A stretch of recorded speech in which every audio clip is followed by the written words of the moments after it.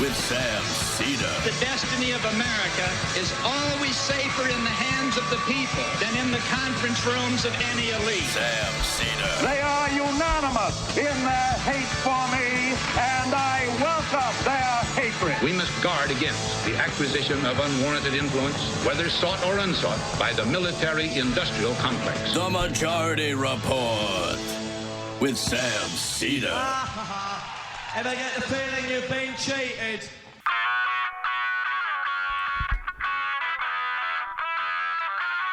It is Tuesday, December 10th, 2019. My name is Sam Seder. This is the 5-time award-winning Majority Report. We are broadcasting live steps from the industrially ravaged Gowanus Canal in the heartland of America, downtown Brooklyn, USA. On the program today, Robert Kuttner, founding co-editor of the American Prospect. On the Green New Deal, the urgent realism of radical change, and the disaster that is the new NAFTA, if you will. Meanwhile, Democrats unveil 2 articles of impeachment against Donald Trump. And on the same day, because why not? Richard Trumka, Nancy Pelosi, and corporate Dems announced that they're about to give Trump and corporations a big win. Also on the program today, Trump attacks the FBI chief who accepts the IG report that the 2016 investigation was appropriate and not politically motivated. Sanders and Warren join the CPC fight versus Pelosi over a drug bill in the House. And Mackenzie Pete gives in to making his big name bundlers public. Supreme Court passes and allows the Kentucky abortion trap law to stand. 25% of Americans report they or a family member delayed medical care this past year. Bernie Sanders, Ro Khanna come out against the $740 billion defense budget, which continues to abet the Yemen atrocities. U.S. blocks a UN meeting on North Korean atrocities because we could still make a deal. And the Customs Border Patrol refuses to allow doctors to give flu vaccines to migrant children. Because all this and more on today's program, ladies and gentlemen. Welcome to it. It's another crazy news day. Just a lot of stuff going on at this time of year, apparently. We still have a big budget fight that's going forward. The defense bill, this a USMCA bill, which appears to be happening, the prescription bill, and, of course, 2 articles of impeachment and a plan to vote on it next week. We will get to all that and more. First off, let me just say, yesterday in the fun half, I was commenting on a video involving Nancy Pelosi, who's becoming a theme around here a little bit. She was bragging that even though, as an Intel Committee member, she had known that George Bush was lying, the Bush administration was lying, I guess, about Iraq having nuclear weapons, and she was bragging, essentially, in this CNN, or I think it's CNN interview, that she wouldn't impeach. Even after that, she wouldn't impeach after they took over Congress. In the course of that, Jamie made a comment to which the nature and the timing of I took offense, and I reacted. I overreacted in a completely and I think inexcusably manner. It was unprofessional, but it was also a reaction that was inappropriate in any setting. I apologized yesterday, but it was a sort of one of those in-the-moment qualified ones. I was still a little bit heated, and so I want to apologize again, Jamie. I'm sorry. I screwed the pooch on that one. I will endeavor to do better. Was basically a general dick about it, and I apologize. Also want to apologize to the audience because I know that you expect at least marginally better from me. So with that said, if we want to talk about it more, we can talk more in the fun half if you want. Or, after, we get on with the show. But I just wanted to let you know I apologize. That's very sweet. And yeah, I appreciate it. It kind of sucked. And I'm glad that you realized that. And now we can move on. Great. And I'm sorry Matt didn't feel comfortable coming in today. So Brendan's on the board. All right. So moving on. Yesterday, the Inspector General report came out. This was a report that was obviously initiated in the Department of Justice to determine whether the investigation into, and this is a counterintelligence investigation is the way it started, right? It didn't become a criminal investigation until after James Comey was fired. Whether the counterintelligence investigation into Donald Trump or members of Donald Trump's campaign, we should really say, was initiated for political reasons. Now, the report did find that there were numerous failures in the seeking of a FISA warrant, or I guess in the renewal of a FISA warrant. The first FISA warrant on Carter Page, and Carter Page appears to be the only person who was subject of a FISA warrant, started in 2013. So way before this. It was renewed in 2017, I guess, in a fashion that was, let's see what the report said. Basically, it raised significant questions regarding the FBI chain of commands management and having basic and fundamental errors that were made by 3 handpicked teams on the FBI investigation in terms of seeking these warrants. Look, for years, we have known and been saying that the FISA warrant, the FISA court process is a rubber stamp. And so I'm sure there was failures in the FBI. There's a failure in the whole process. That is a different question, certainly an important one. And I would love, again, this is one of those opportunities where, let's change the FISA process. Let's use this as an opportunity to strengthen the safeguards against the government spying on Americans. Simultaneously, we also know that the Inspector General said this was not a case of a political spying operation at all. It was done legitimately.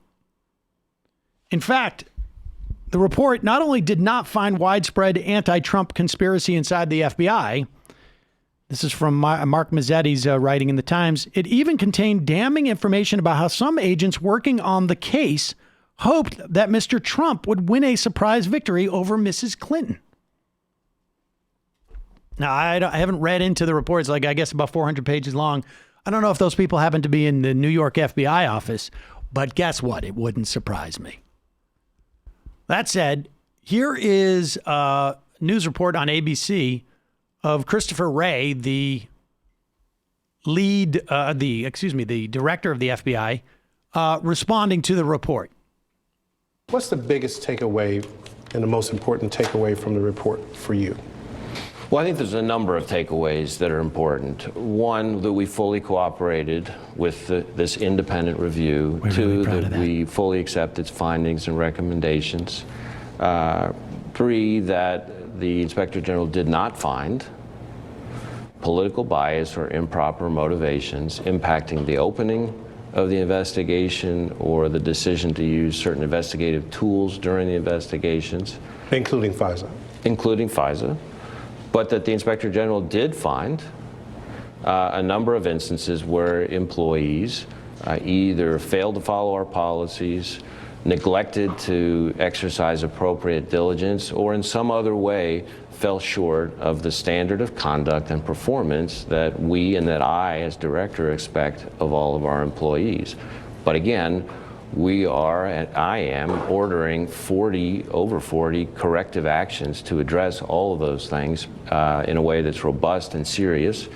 And we're determined to learn the lessons from this report and make sure the FBI emerges from this even better and stronger. Okay, now if there was anybody involved in any of this who genuinely cared about the FISA process, how it's executed by the FBI through all the way that it reaches the court, you would hear people talk about legislation, not leaving it up to the FBI director to make some type of institutional, employee handbook changes. But you won't hear that because nobody cares in this process. Nobody cares about that. No, certainly nobody. Donald Trump doesn't care. The Republicans don't care. None of the Democrats are terribly interested in fixing FISA and making it more restrictive. We're still living in a post-9/11 world in that respect. Here's Donald Trump tweeting out, I don't know what report current director of the FBI, Christopher Wray, was reading, but it sure wasn't the one given to me. With that kind of attitude, he will never be able to fix the FBI, which is badly broken despite having some of the greatest men and women working there. So in other words, he did, the part about some of them supporting him did come across. Right. Well, he's upset because the FBI, the director of the FBI wouldn't go along with pretending that somehow that Trump was in the campaign was unfairly targeted. But Trump knows that he still has one more ace in the hole, as it were. Bill Barr's handpicked investigator, a U.S. attorney from Connecticut, who, for some reason, came out and put out a press release in a bizarre fashion saying that he didn't agree with the Inspector General report some ways, some vague ways. I guess they're still trying to figure out what their story is going to be and when they're going to release that. Here is Donald Trump talking about how that he's anticipating that report. And that's the one. That's the big one. Despite all the QAnon stuff that we heard that the IG report was going to be the big bombshell, the next one's going to be the big bombshell. And I was just briefed on it, and it's a disgrace what's happened with respect to the things that were done to our country. It should never again happen to another president. It is incredible, far worse than I would have ever thought possible. Pause it. I want to remind you, he is talking about the report that Christopher Wray on television went out and summarized as having problems with the FISA application, but the origination of all of it and this and that. And incidentally, when he says when this is done to our country, he's talking about he thinks it's been done to him. And it's an embarrassment to our country. It's dishonest. It's everything that a lot of people thought it would be, except far worse. So I'm going to get some very detailed briefings, but they are. It's a very sad day when I see that. Very sad day when a lot of people see that. They had known nothing. It was concocted. And you say what you want. That was a probably something that's never happened in the history. The history of what? And don't we have more on that? Isn't he going and talk about? I don't know if he talks about Durham. I think he does mention that we've got more stuff coming. Durham is coming out with his report, and that's going to be the big one. That's going to be the one that he thinks that he's not going to have to pretend says something different than it says. Here it is. To the courts, and they did evidence, and they lied to the courts, and they did all sorts of things to have it go their way. And this was something that we can never allow to happen again. The report actually, and especially when you look into it and the details of the report, are far worse than anything I would have even imagined. What they were doing and what they would have done if I didn't make a certain move that was a very important move, because it would have been even worse if that's possible. And they might have been able to succeed. This was an overthrow of government. This was an attempted overthrow, and a lot of people were in on it, and they got caught. They got caught red-handed. And I look forward to the Durham report, which is coming out in the not-too-distant future. He's got his own information, which is this information plus. And it's an incredible thing that happened, and we're lucky we caught him. I think I'm going to put this down as one of our great achievements, because what we found and what we saw, never, ever should this happen again in our country. Yeah, there you have it. Now, of course, if he was serious about any of this, I mean, I know this is ridiculous to even say, he would say, and that's why I have requested that Mitch McConnell get together with Nancy Pelosi and introduce a 2019 FISA Reform Act, right?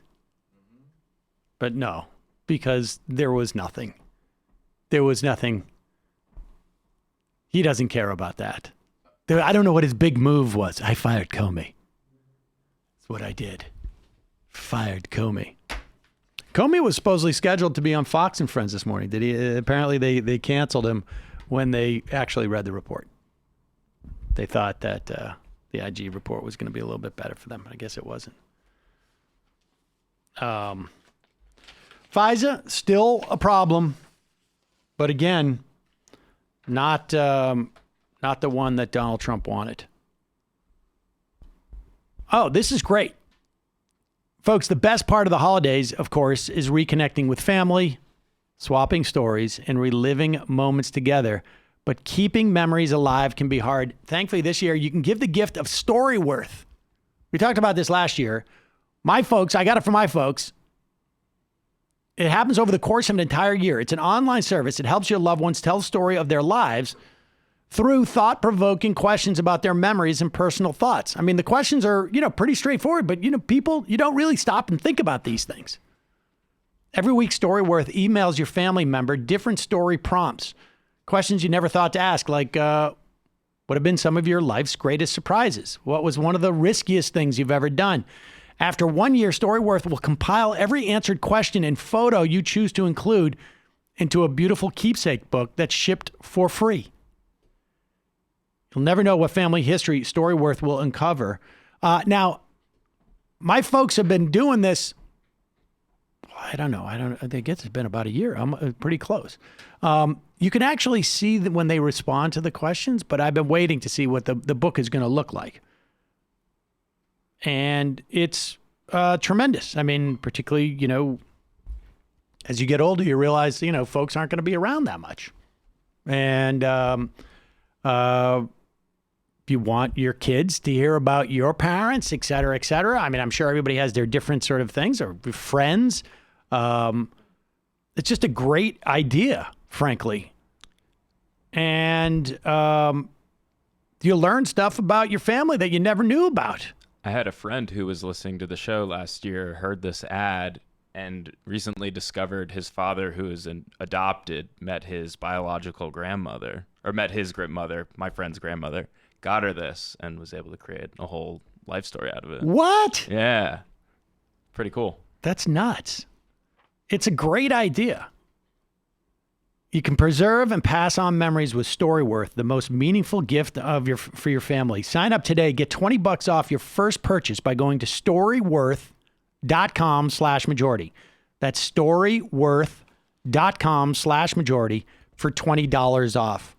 Storyworth.com/majority. And folks, would you buy a t-shirt for $50 if you knew it only cost $7 to make? I wouldn't. Never. Everlane. We see every day. I know that.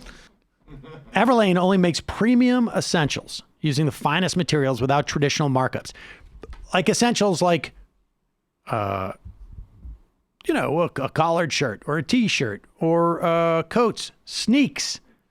They're radically transparent about their real costs and every step in their process, from materials they use to the ethical factories they work with.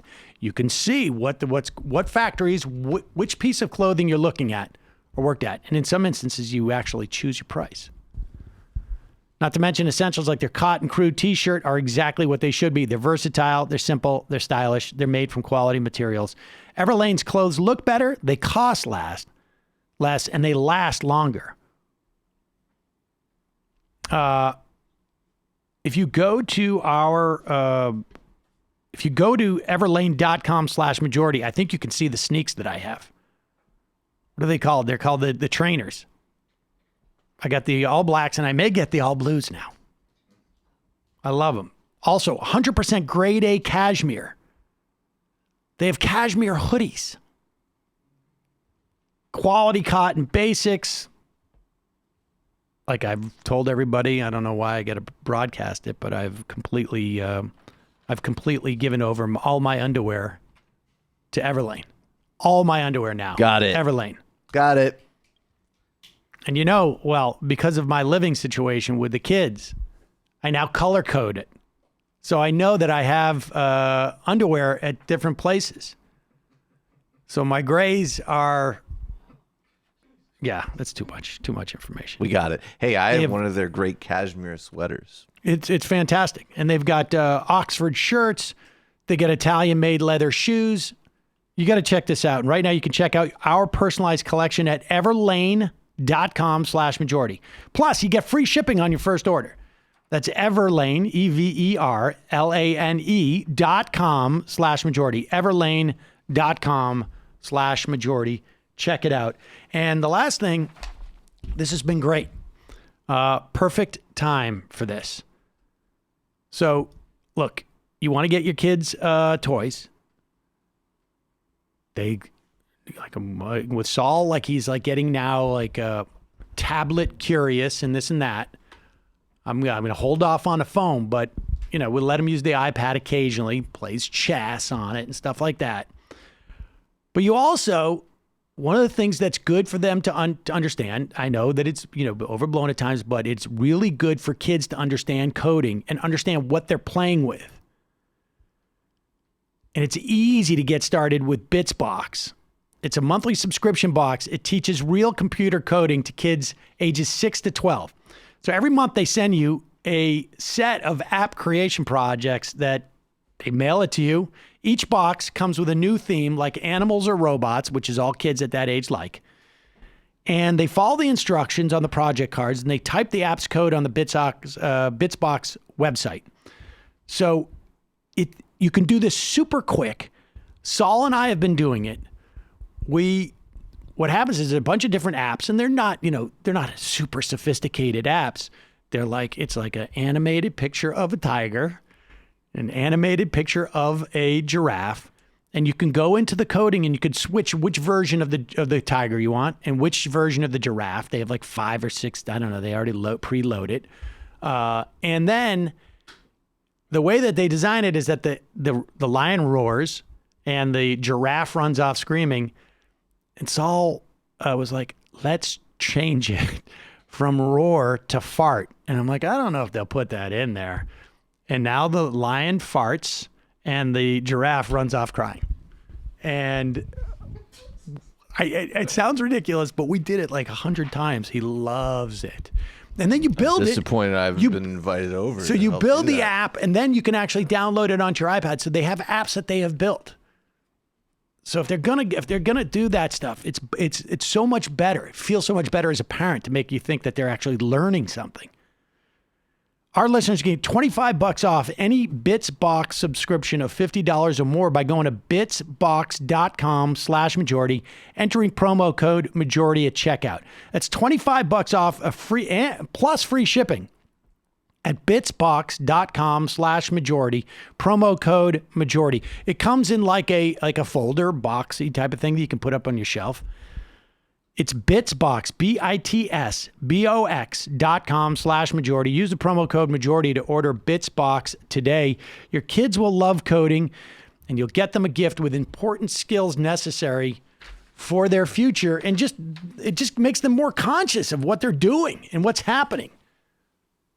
So check it out. All right, we're going to take a quick break. When we come back, we'll be talking to Robert Kuttner on the Green New Deal, the urgent realism of radical change. We are back. Sam Seder on the Majority Report on the phone. It is a pleasure to welcome back to the program the founding co-editor of the American Prospect, Robert Kuttner. Robert, welcome back to the program. Always a pleasure.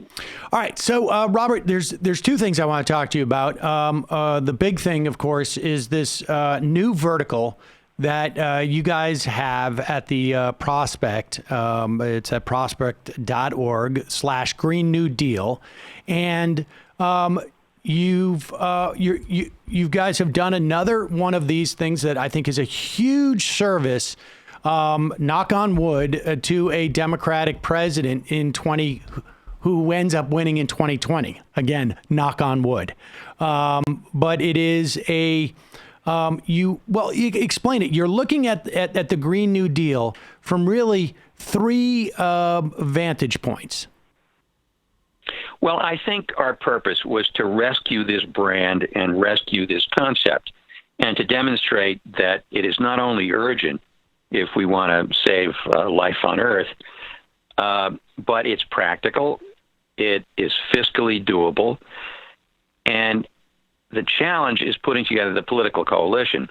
It also does not require ordinary people who have been suffering belt-tightening for 40 years, to starve in the dark. I mean, a post-carbon economy with a great deal of public investment could actually raise living standards. It could return industry, advanced industry, to the United States. It could create lots of good jobs. It could finally deliver on environmental justice.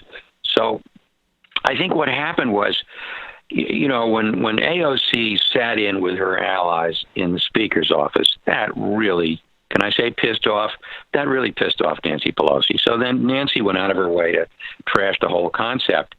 And the more radical version of the Green New Deal, the House resolution, has 95 co-sponsors.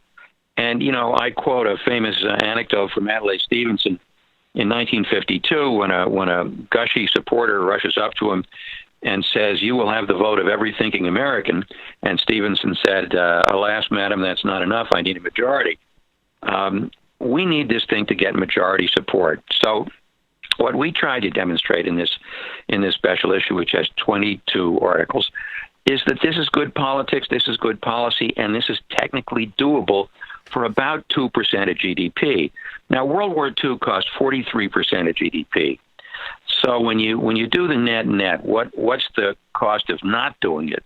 What's the benefit of doing it? You're talking about investing something like 2% of GDP over 10 years, rebuilding infrastructure, getting our entire energy system post-carbon, and it's sensible, it's achievable, it's good politics. So we got, everybody we could get who's really knowledgeable about this to fashion a blueprint that is not only aspirational, as they say, but practical.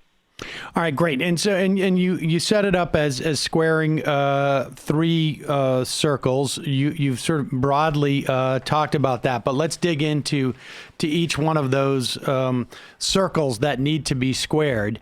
You start. Your first point is, and this is going to be somewhat controversial, I think, to the leftermost supporters of a Green New Deal, although I think it's embedded in the Green New Deal. I mean, it's there already, but I think that the way that it's perceived in some measure of support is just that it does not necessarily mean, like you say, sitting in the dark. It does not have to be austere in what it means for our lifestyles. Well, it changes our lifestyles, but I mean, if you have decent public transport, so you don't have to sit for 3 hours in traffic, and if you have all of your electricity renewable, which by the way is cheaper over time, and you have decent public amenities and good job opportunities, that's not degrowth. It's a different kind of good living standards.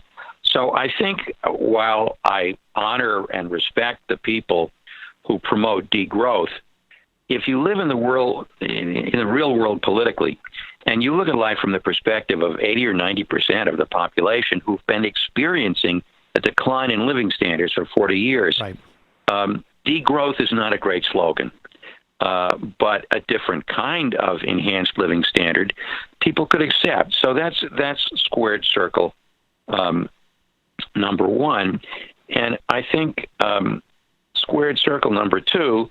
Well, wait. Let's just stay there for one moment in terms of that first circle. I mean, you cite both Nelson Lichtenstein's piece and my buddy Kevin Baker's piece in terms of the way that the original New Deal targeted development and infrastructure that you're talking about here. Speak to that a bit, because obviously I want to encourage people to go and read these pieces, and I'm going to attempt between here and Ring of Fire to have to talk to some of them about the specific pieces. But let's just dig just a little bit deeper there in that concept of, you bring up the idea that we no longer have sort of so-called pork barrel politics in the same way that we did since earmarks have been rolled back. And on some level, that is problematic and something that we might want to reintroduce in some fashion. One of the things that the Green New Deal accomplished was that it was a regional economic development policy. What's happened in the past 20 years is that too much of the development has gone to the Silicon Valleys and the Seattles on the one coast, the New Yorks and the Bostons on the other coast, and the middle of the country hasn't gotten much of this benefit, and that helps explain Trump. One of the great things about a New Deal style public infrastructure program colored green is that it could spread a lot of the wealth around. And that's what the Green New Deal, the original New Deal did. I mean, you had, all the development of the Pacific Northwest that Woody Guthrie sang about. You had TVA, and these were not just economic recovery programs. These were regional economic development programs, all of the reclamation programs. And so the whole country benefited. I think in terms of the politics of this, it's pork barrel rediscovered in the best sense of the word. And I think one part of a Green New Deal is massive public infrastructure investment. One part of the Green New Deal is decarbonization. The two overlap. They're not the identical thing. And I guess the third part is a radical social movement. And there, I think, I'm getting ahead of the story here, but that's the third circle that we have to square. I mean, on the one hand, Sunrise and AOC and all of the activism in the streets, that's necessary to get the attention of more mainstream people. And as Roosevelt famously may or may not have said, make me do it. Right. We got to make them do it. But on this, at the same time, this stuff has to get through Congress. And so there are versions of this that are more heavy lifts. There are versions of this that are less heavy lifts. I think with a Democratic majority and a Democratic president, the idea of pork barrel in the best sense of the word, that should be very attractive. And I think one of the most interesting pieces in this package is by Robert Paswell, who talks about the fact that one of the reasons why public infrastructure programs in the United States take forever is the stop-and-go funding. If you had assured federal funding for 10 years, then you could get on with this, and this is the third circle that we need to square. We need to get some of this done fast so that we have something to show for it, because otherwise you run the risk of getting wiped out in the first midterm, which is what happened to Obama in 2010. It's what happened to Clinton in 1994. It's what did not happen to Franklin Roosevelt in 1934, because in his first 2 years, he had something to show for it. Okay, so let's just back up here a little bit. When we talk about this pork barrel, it's a twofold. I guess it's a twofer, as we would say on in radio.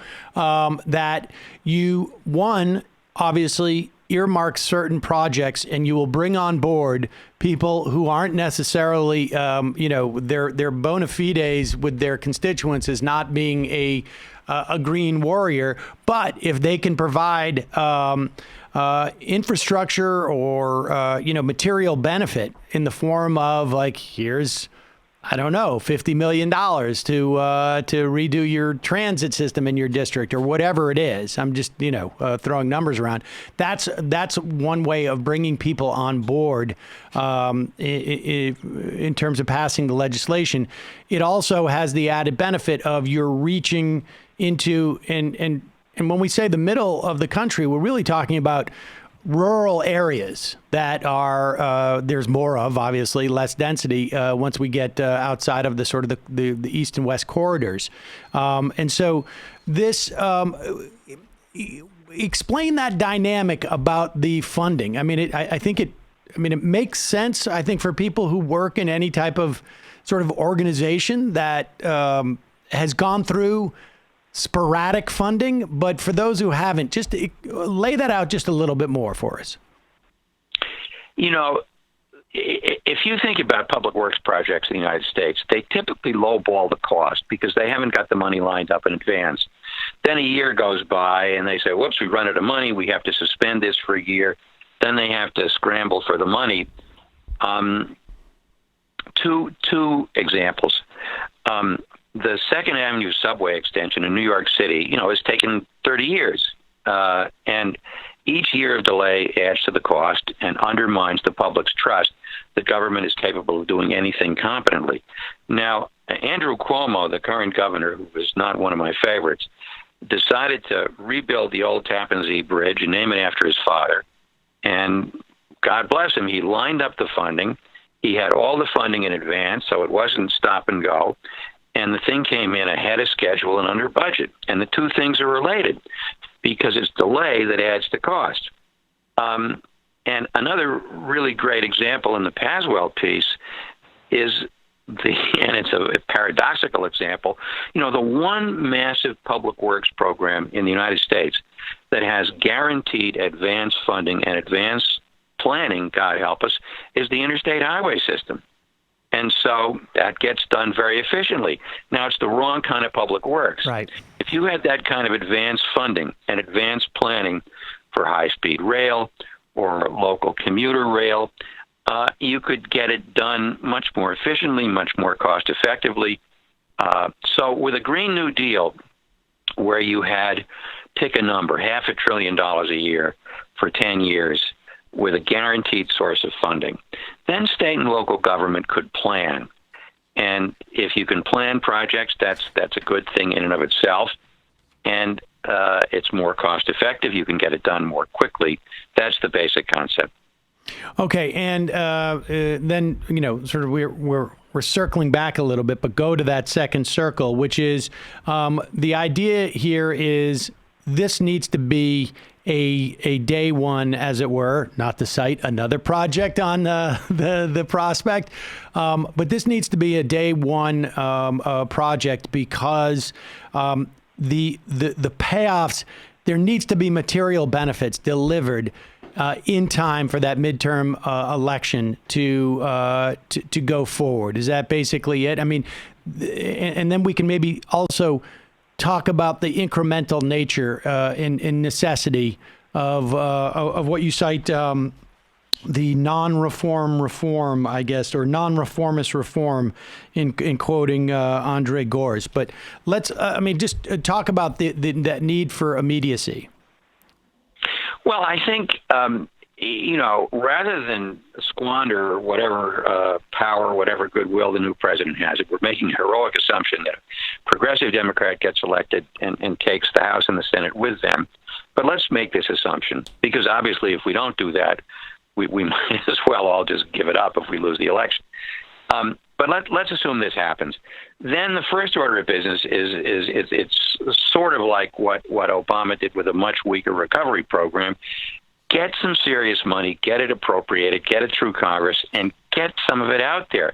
And there are some things you can do that are relatively quick, like subsidize people's ability transform where they live into energy efficient housing. And you can do that through tax credits. You can do that through direct subsidies. You can have direct subsidies for purchase of electric vehicles. You can start getting some public works programs going. I mean, there are lots of public works programs that are on the shelf that have been pre-approved that are not going forward for lack of funding. So you can green light those from the get-go while you're planning phase 2, so that there is some stuff to show, much bigger scale than the Obama recovery program, and that's the kind of stuff you can do day one that actually has some highly visible payoffs. We should just remind people in terms of comparing it to the Obama stimulus, because we heard a lot about it, stuff like they can't find shovel-ready projects. There was only half of that $750 billion, as it were, was just simply tax cuts, essentially. The other half was ostensibly for projects, but because the funding wasn't sort of overwhelming. I mean, there was no sort of shock and awe quality to that funding. There was a lot of stuff that didn't happen because people were trying to find essentially matching grants to it. Exactly. And the other thing that could be done right now, by the way, you could have pre-approval of projects on the assumption that in January or February 2021, the funding will materialize, so that the permitting and the planning will have been done in advance, and then you have shovel-ready projects. You don't have to wait for an election of a new president. You've got 20 or so states that have relatively progressive state governments. Those states could pre-approve projects, and then once a new president gets elected, the money could flow to those projects. Okay, and so the third circle that has to be squared again is that what you write is the connection between radical witness and agitation and the need for policies that can be embraced by the next president and enacted by Congress. And it's you raise this notion. I mean, it was interesting in terms of the history of what people refer to as the Green New Deal metaphor, that this was out there. I mean, the story of that, I guess that just the metaphor is I think a prime example of what you're arguing. This metaphor existed in the context of papers and policy papers that were written, but it took AOC and the Sunrise Movement to make it to the extent that it is a household name. But you're talking basically about there has to be this dance that everybody is sort of is participating in on some level. I think there's always an uneasy alliance between radicals and liberals. If you look at the civil rights movement, where there's civil disobedience on the ground, but Lyndon Johnson eventually welcomes it because it took that kind of radical agitation for him to build up a head of steam and finally get the Voting Rights Act through Congress. Same thing in the 1930s, where you have really quite radical agitation on the part of the CIO unions, and then Roosevelt delivers first the Wagner Act and then other pieces of legislation, and then the partnership with organized labor during the war. And radicals make liberals uncomfortable. For years, I had a cartoon pinned up on my wall, which is circa 1967. It's a Jules Feiffer cartoon, and it's this nervous liberal carrying a placard protesting the war, and the placard says, "A little less bombing," because the radicals were either chanting, ho, ho, ho, Ho Chi Minh, the LF is going to win, or they're saying, stop the bombing, and this liberal is saying a little less bombing. So the radicals push the liberals, and the liberals are uncomfortable, but they need to be pushed. And I think that's the story with the Green New Deal, that this agitation may be for a more transformative, more expensive version of this than the liberals really want, but ultimately it's the liberals who have to get the thing through Congress, because we don't have a radical majority in both the House and the Senate. And so this is never entirely comfortable, but radicals have a piece of this action and liberals have a piece of this action, and they got to learn to work together. All right. So I can't encourage people enough to go over to the Prospect and check this out. There are, over a dozen 20 pieces. Is it 22 articles. Jeff Sachs and Bob Poland on how to pay for this and what it's going to cost. Mariana Mazzucato on how to get planning back in good odor. Jeff Foe on how to redeem faith in the public sector. 3 environmental justice pieces, and then closer with Bill McKibben. So it's an all-star cast. It's a great read, and it's a blueprint for how to do this. Jay Inslee is in there. He's talking about governor's roles. So folks can check that out. But in the meantime, since I have you on the phone, because I know this is also sort of in your wheelhouse, it is being reported, and I'm not quite sure where we are in the reporting at this point, but that Nancy Pelosi believes that she has a deal now for the USMCA. This is sort of the updated NAFTA. And supposedly Richard Trumka is on board. The AFL-CIO just put out a press release signed by Trumka confirming that. Okay, I did not know that. And okay, so give me your reaction to this, because my hot take: this is a disaster. Frankly, on some level, maybe not so much in terms of the deal, but in terms of the political implications for this. Yeah, I think it's a travesty. I think it's an absolute disaster. And I think, in fairness to Trumka, I think the labor movement was split. You had some unions who thought this was a good deal. The machinists just came out against it. So he was facing the split in the labor movement. He was facing a lot of pressure from Pelosi to get this done. But what just bewilders me is the following.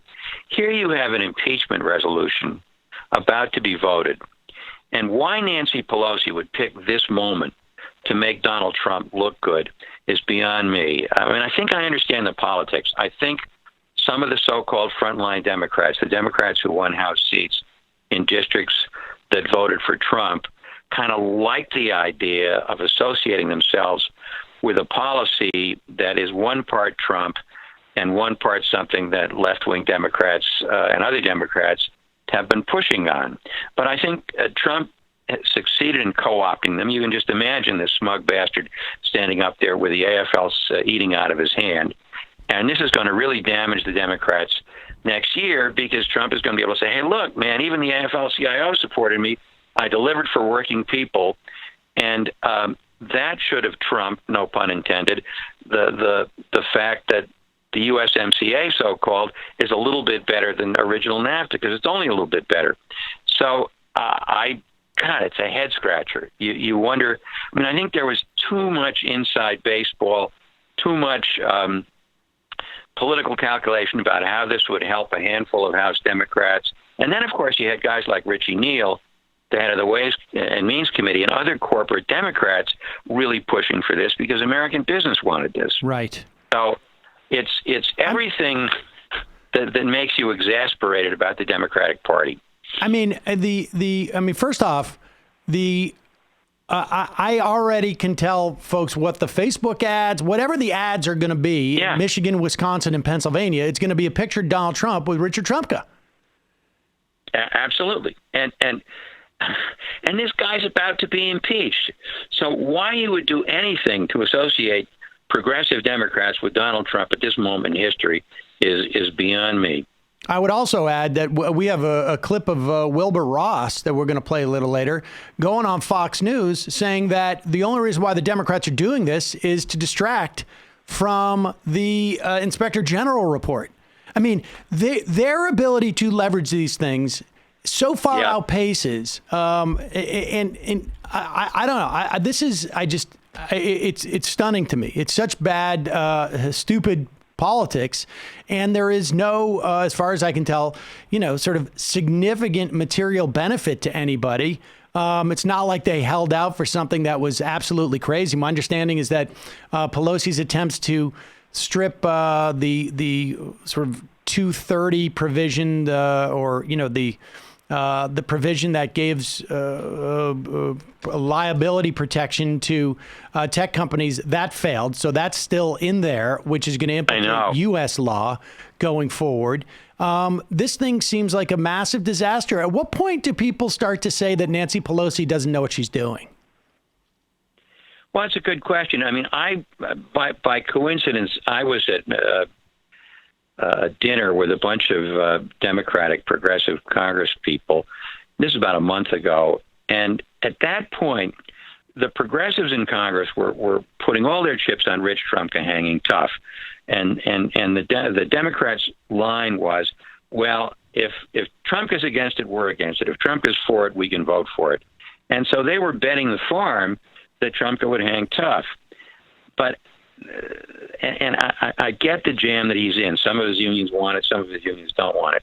What I don't get is Pelosi deciding that this was the moment to give Trump bragging rights for anything. I mean, if they just delayed for a year, get a Democrat elected president, and then renegotiate NAFTA properly, that would have made so much more sense. Unbelievable. It really does seem to be about 10 so-called frontline Democrats who, as far as I can tell, that the campaign manager, Donald Trump, put out the other day some internal polling that they had about, I can't remember who it was, a congresswoman from Oklahoma, bragging that impeachment was hurting her. And the polling showed that the impeachment was actually doing better than she was in that district. It's even worse than the so-called frontline Democrats. It's the corporate Democrats using the frontline Democrats. The people who were pulling the strings on this were the corporate Democrats who wanted to vote with the Republicans. And then, so the poster children for this were hey, we got to, it's not as if voters in Oklahoma City or voters in Western Illinois or voters in any of the other congressional districts that were taken by Democrats that had gone for Trump were sort of following all the nuances of one of the most convoluted pieces of trade legislation in the history of the world. This is about headlines and bragging rights. And if this had gone down, it's not like this is at the top of the list of things that ordinary working people care about. Yeah, it's stunning. It's a stunning failure of politics that I think the Democratic leadership just keeps sort of showing us new achievements in failures, it seems to me, at least political sensibilities. And I've been a Nancy Pelosi fan. I've been a Nancy Pelosi defender. But there's no way I can defend this, and I'm sort of, as someone who really admires Trumka, I'm just really saddened that Trumka did this. And there's this is a done deal at this point now. Yeah, the last thing preventing it from being a done deal was Trumka explicitly endorsing it, which he did in a press release a half hour ago. Right. All right. Well, Robert Kuttner, founding co-editor of the American Prospect. Folks can head over to prospect.org to check out the Green New Deal vertical. There's 20 some odd pieces there that cover really every aspect of actually getting this done. Robert, thanks so much for your time today. I really appreciate it. Thanks so much.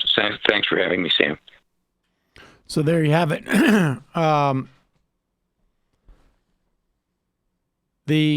The dynamic of the frontline Democrats being a fig leaf for the corporate wish list. It's just sad when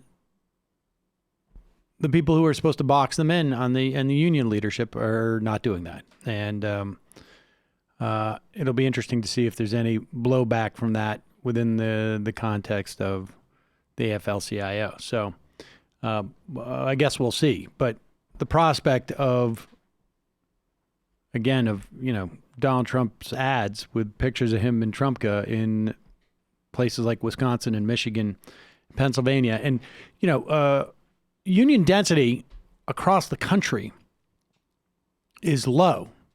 It's at an all-time low, I think, in this country, or at least in the past over 100 years. However, in those states, the number of homes, my understanding, the percentage of homes where there's a union member in them voting is somewhere around 20-25%. So the implications of Donald Trump being able to use a deal with the unions, presumably, is politically relevant in these areas where you're talking about, 20,000 in Michigan to 12,000 in Wisconsin, 44,000 in Pennsylvania, somewhere around that, in terms of those numbers. So a huge mistake by Nancy Pelosi, but she thinks it will, I guess, keep the money flowing from these from corporate benefactors into the Congress. And I imagine on some level, when Pelosi sees AOC raise $1.5 million in the last quarter without those corporate donations, they panic and they're like, we're going to need those corporate donations to push back on this. So this is a big part of the battle that's going on right now. Just for comparison, in 2012, Obama, across all labor member unions, had a plus 35% margin, whereas Clinton had a plus 16% margin. And amongst white men, Obama had a plus 10 and Clinton had a minus 12. So that's a jump of 21 points. Right. And it's tough to know what to specifically to attribute that to. Particularly in 2012, by that point, Obama's promise of putting on his soft shoes and walking with union members in Wisconsin, I think it was quite clear that he didn't have any soft shoes. Turns out, but nevertheless,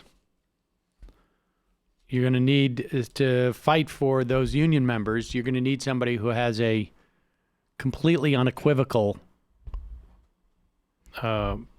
history of supporting union members. I think you have a good idea who that might be. Yeah, Pete Buttigieg. Pete Buttigieg, of course, McKinsey Pete. Folks, let me just remind you before we go that Bitsbox, it's a monthly subscription box, if you will, sort of like folder. It teaches a real computer hardcover folder. It's nice. You put it up on the bookshelf. It's a hardcover folder. It teaches computer coding to kids ages 6 to 12, but this is a fun thing. I don't want to make it sound like you're giving them a course. It's not. It's fun. They love it. Or at least Saul does. It's fun to be able to do stuff with your kid and feel at the same time like A, they're engaged, and B, they're actually learning a skill that may have some relevance for their future. Or at the very least, just they understand what they're doing when they look at a computer screen instead of just sitting there and, I don't know, playing a video game. They can almost like create one. You can get $25 off any Bitsbox subscription of $50 or more by going to bitsbox.com/majority, entering the promo code majority at checkout. That's $25 off plus free shipping at bitsbox.com/majority. Promo code majority. Bitsbox, bitsbox.com/majority. Use the promo code majority to order Bitsbox today. Your kids are going to love the coding, or your grandkids, or your friends' kids. Makes for a great gift this holiday season. Check it out. All right, and just a reminder, your support makes this show possible. You can become a member at jointhemajorityreport.com. Jointhemajorityreport.com. When you become a member, not only do you get the free show, free of commercials, but you also get extra content every day. And the warm feeling that you are supporting a show that you like to listen to and you find helpful on your daily basis, or twice daily basis, twice weekly basis, or once weekly, or 3 times, whatever, however you ingest the show, however you consume it. Also, check out justcoffee.coop, fair trade coffee, tea, or chocolate. Use the coupon code majority, get 10% off, but I think it's still 30%. I think we're still in the 30% zone. You can go and try out a bunch of different coffees over there at justcoffee.coop. Also, AM Quickie, it's live. You can sign up for it at amquickie.com. Today is Tuesday. You got the show tonight? Yeah. Okay. What's going on? Did you not know that? I'm just disoriented. TMBS tonight, 7 o'clock. We're talking pretty in-depth on the Corbynite Project, UK elections. What happens? What are the 3 different scenarios that we could see tonight?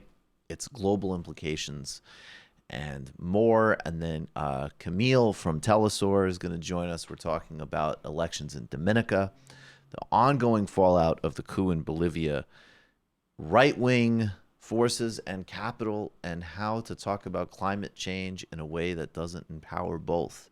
And a ton more. The Afghanistan papers, this new defense bill, Yashka Fisher, and the European perspective on populism. Patreon.com/TMBS. Michael Brooks Show on YouTube. Snag your tickets to see us February 7th at the Bell House. Jamie.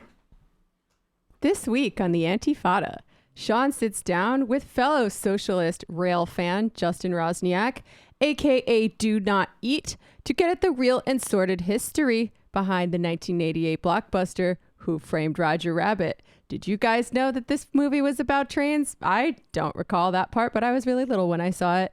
So yeah, they talk all about the movie and the role of the rail system in the Green New Deal and a potential socialist horizon. Also out tomorrow is our episode with Alex Vitale, the author of The End of Policing, which is out now on Verso Books. And he's done so much really important work in this area. He has so much data to back up everything that he's saying, and I'm really excited to get that out there. Patreon.com/TheAntifada. And Matt is not with us today, but you can check out Literary Hangover at patreon.com/Literary Hangover. Arthur Miller, The Crucible. Boom. All right, folks, quick break. See you in the fun half.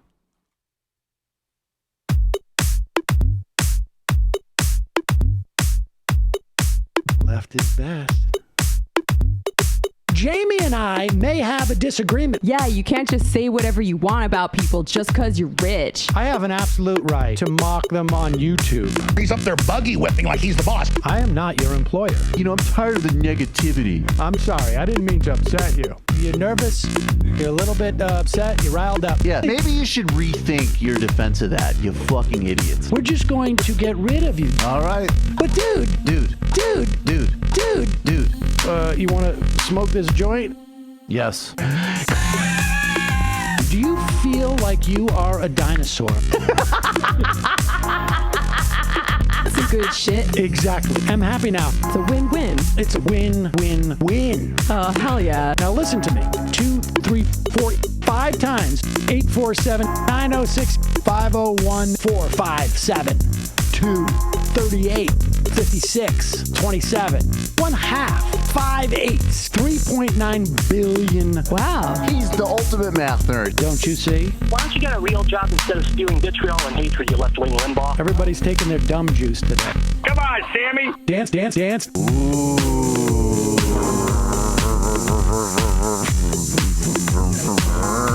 Rand Paul. I had my first post-coital scene with a woman. I'm hoping to add more moves to my repertoire. All I have is the dip and the swirl. Fine, we can double dip. Yes, this is a perfect moment. No. Wait, what? You make under $1 million a year. You're scum. You're nothing. Excuse me? Fuck you, you fucking liberal elite. I think you belong in jail. Thank you for saying that, Sam. You're a horrible, despicable person. All right, gonna take a quick break. I want to take a moment to talk to some of the libertarians out there. Take whatever vehicle you want to drive to the library. What you're talking about is jibber jabs. Classic. I'm feeling more chill already. Donald Trump can kiss all of our asses. Hey, Sam. Hey, Andy. You guys ready to do some evil? Hitler was such an idiot. I think I might be a Nazi. Agreed. No. Death to America. You. Yes. Wow. Wow, that's weird. No way. Unbelievable. This guy's got a really good hook. Throw our hands up. Ooh. Wow. But Sam, I gotta get off. No worries. Let's. I want to just flesh this out a little bit. I mean, look, it's a free speech issue. If you don't like me, Hey! Shut up! Thank you for calling into the Majority Report. Sam will be with you shortly. We are back. Let's go to the phones quick. Calling from a 317 area code. Who's this? Where are you calling from? All right, this is Josh Burns. I'm from Indianapolis. Josh from Indianapolis. Welcome to the program, Josh. Thank you, sir. I watch every day. Well, 5 days a week. Well, that's all we're doing live, so we'll take it. We'll take it. Cool. Well, I'm calling because I have a question. Okay. Why are you ducking the Lord's chosen cat? Oh. Allergies. Allergies? Well, you're supposed to be, and I know you are, a great destroyer of libertarians and general chuds, but the Lord's chosen cat's pretty good. The Lord's chosen cat, the only thing that scares me about the Lord's chosen cat is the dander. But I will make you this promise that in the new year, as early as possible in the new year, I will get some type of allergy shot, and I will be willing to debate the Lord's chosen cat. I've seen that thing. My man. I've seen My that. man. I was afraid it's going to be excellent. I was going to call you Cold Feet, but apparently you're going to stand up. Yeah, take on that. It's not It's not an alliteration like it is with Crowder. Cold Feet Cedar doesn't work. It would be more like Soft Feet Cedar, maybe. I don't know. All right, appreciate the call. Excellent. All right, bye. Thank you. Have a good day. We got to get in touch with the creationist cat. Calling from a 314 area code. Who's this? Where are you calling from? This is Leland. I'm actually in Georgia. I know it says like St. Louis, but it's Georgia. It doesn't say St. Louis. But Leland, welcome to the program from Georgia. Hey, so this is not going to be fun. I'm not a libertarian. I'm not a centrist. I just have a econ question. I'm going to try to keep it quick. Okay. All right.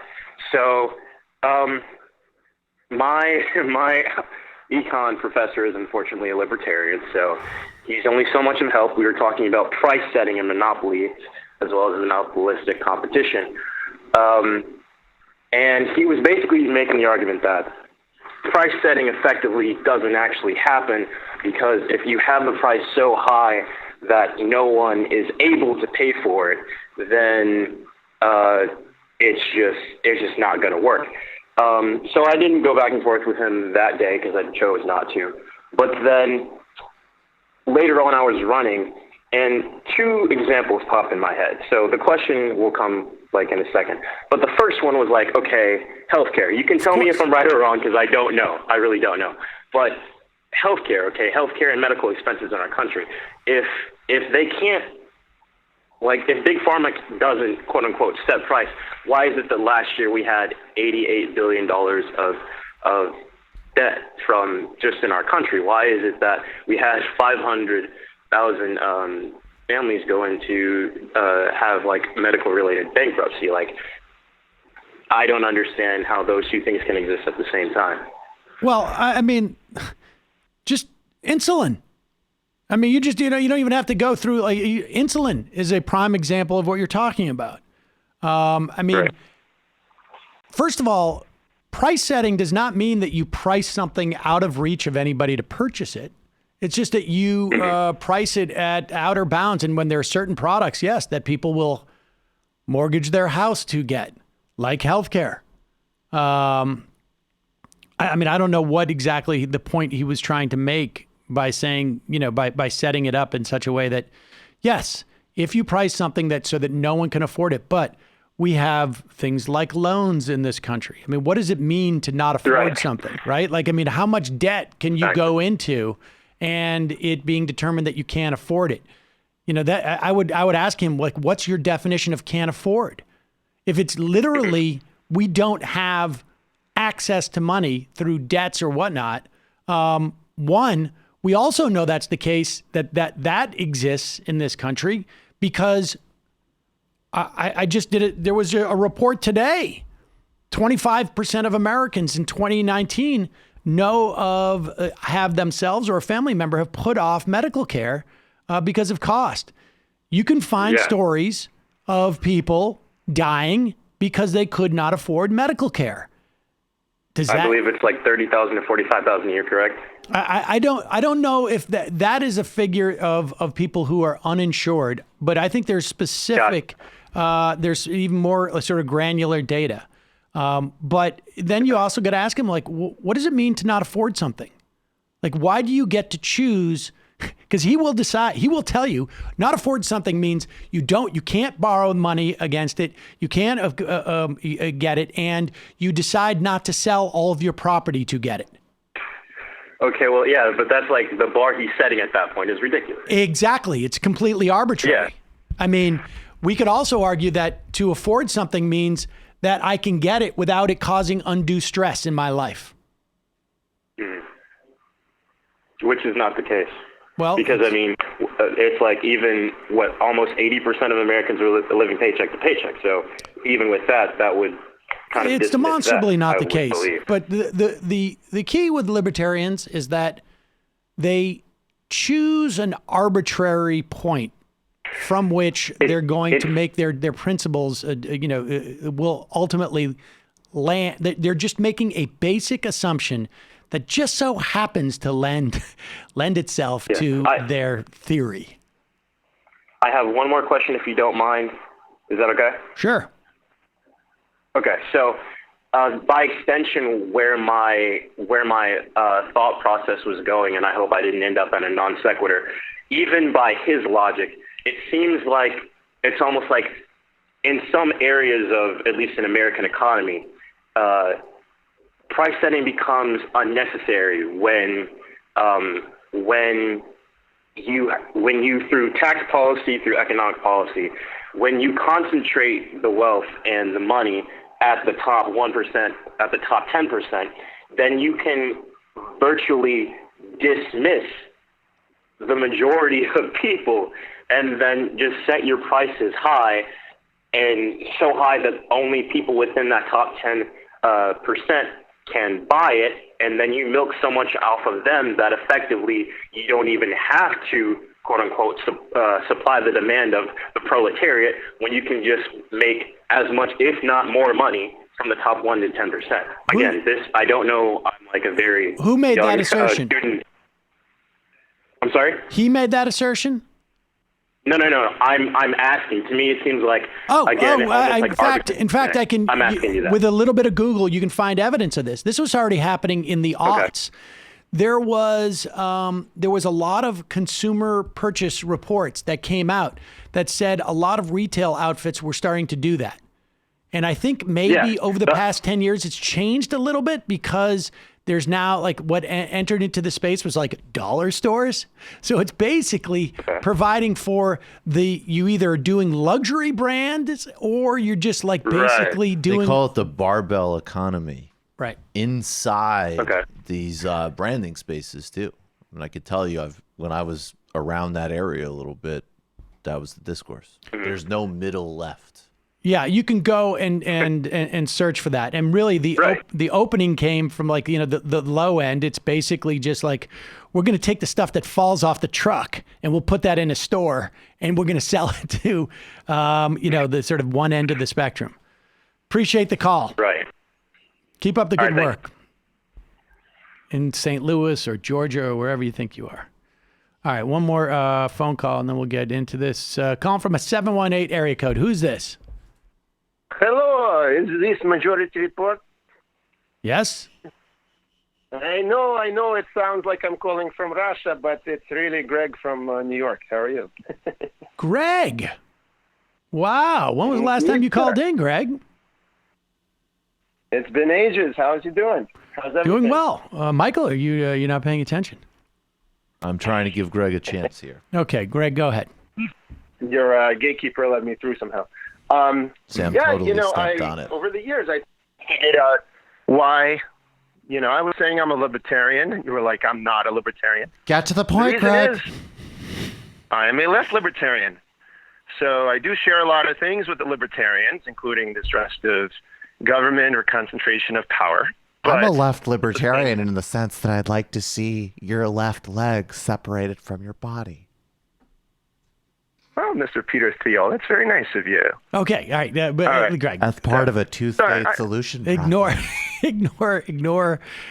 Peter Thiel. He'll just keep saying things. But you go, Greg. He says things. No, so, with your permission, I'd like to sometimes call into the show and ask basic questions and hopefully have a chance to respond. That's my only request. So I had a question, just really wanted to know. Wait a second. For example, Wait a second. You're asking me if you can call in and ask a question and then respond to the question? No, respond to what you say. So, for example, when Michael answers my question, he does this very cool thing of hanging up right away afterwards. So I'm not able to say anything.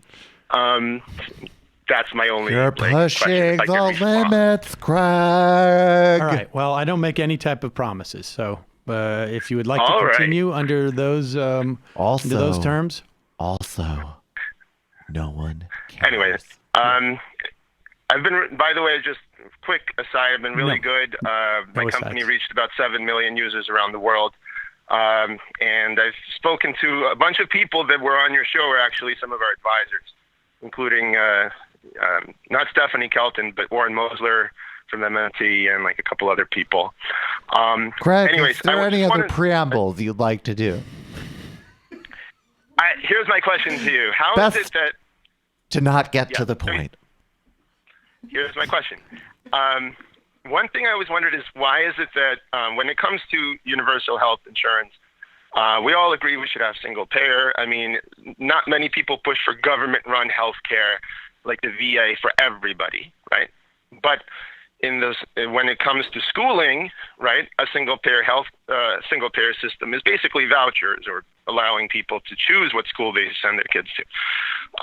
So why is it that on the one hand, single payer is great and that's what we want to shoot for, but once we have single payer, it's like, oh, this is actually in the school system, that's actually terrible. That's a very neoliberal thing. And we need actually a government-run system. So I guess that's my question. Why can't single payer be good for both?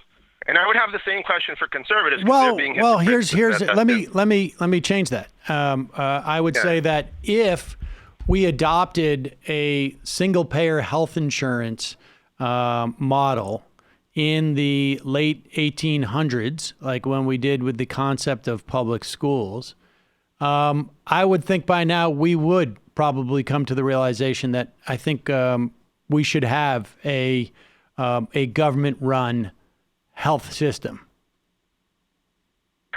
So I think that's maybe what conservatives are afraid of, is that this is a gateway drug or a stepping stone to total government takeover. In 100 years from now, it's possible. Well, then they're right. That's what they're afraid of. And I guess as a libertarian or someone who is concerned about one monopoly, one entity or organization controlling, all of the schools or all of the doctors, my question is why? Why is that inherently better than doctors? Choosing your own doctor is worse than being assigned a doctor? Well, wait a second. Why? Are you asking me about the doctors or are you asking me about public school? I mean, honestly, Greg, it should be, Greg, I would think you have the flexibility of mind to realize a school may be different than a hospital, and that healthcare may be different than education, and that one thing may be different than another thing and has certain attributes that may lend it to one thing or another. And for instance, right, how many people in this country do you believe need a K through 12 education? No, I think we all need education. I think right. Okay. Now, Greg, at any given time in one's life, what percentage of people are really using the healthcare system in any significant way? Right, it's mostly insurance-based. I agree with that. No, it's 20%. 20%. Okay. So All right. the idea of insurance becomes, I mean, like, we don't have insurance for school, do we? I'm not Because we're not trying to deal with risk. There's no risk other than, like, it's bad. We just sort of accept the idea that we should educate our citizenry. So these are two different things. And sort of like the idea that somehow there has to be consistency between two different things is silly, isn't it, Greg? May I intervene with a proposal? Greg, may I? Greg. We got to give Peter Thiel a chance to talk too. I mean, that was Can't part of the deal. monopolize all of the conversation. All right, you Peter two. Thiel, can I respond May to I? one thing? Can I? Okay, so may basically, I? Greg, quiet, or you will be banned. I have a left libertarian proposal from the oligarchs of this country. In exchange for single-payer health care for all of you disgusting people who make less than $203 million a year, very much including you, Sam, how about we feed Greg to sharks as a signal of bringing us all together? You didn't think that was funny? That was pretty funny. Well, like just really. Okay, so I'll trying to be real quick. No, Greg. I can help you with that. I can help you with that. Okay. I want to know how you're a left libertarian exactly. Oh. Sure, I could tell you how I'm left You libertarian. don't sound very left to me. Because I support, for example, socialist organizations without government, like Mitchell-Lama housing cooperatives, food cooperatives. I think they're better.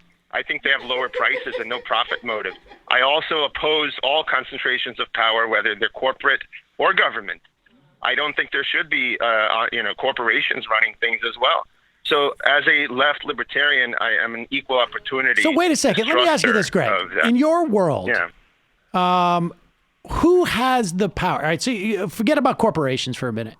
Like, in that world, who has the power? Like, I mean, like, how do these, like, competing co-ops? There's no monopoly of force anywhere, right?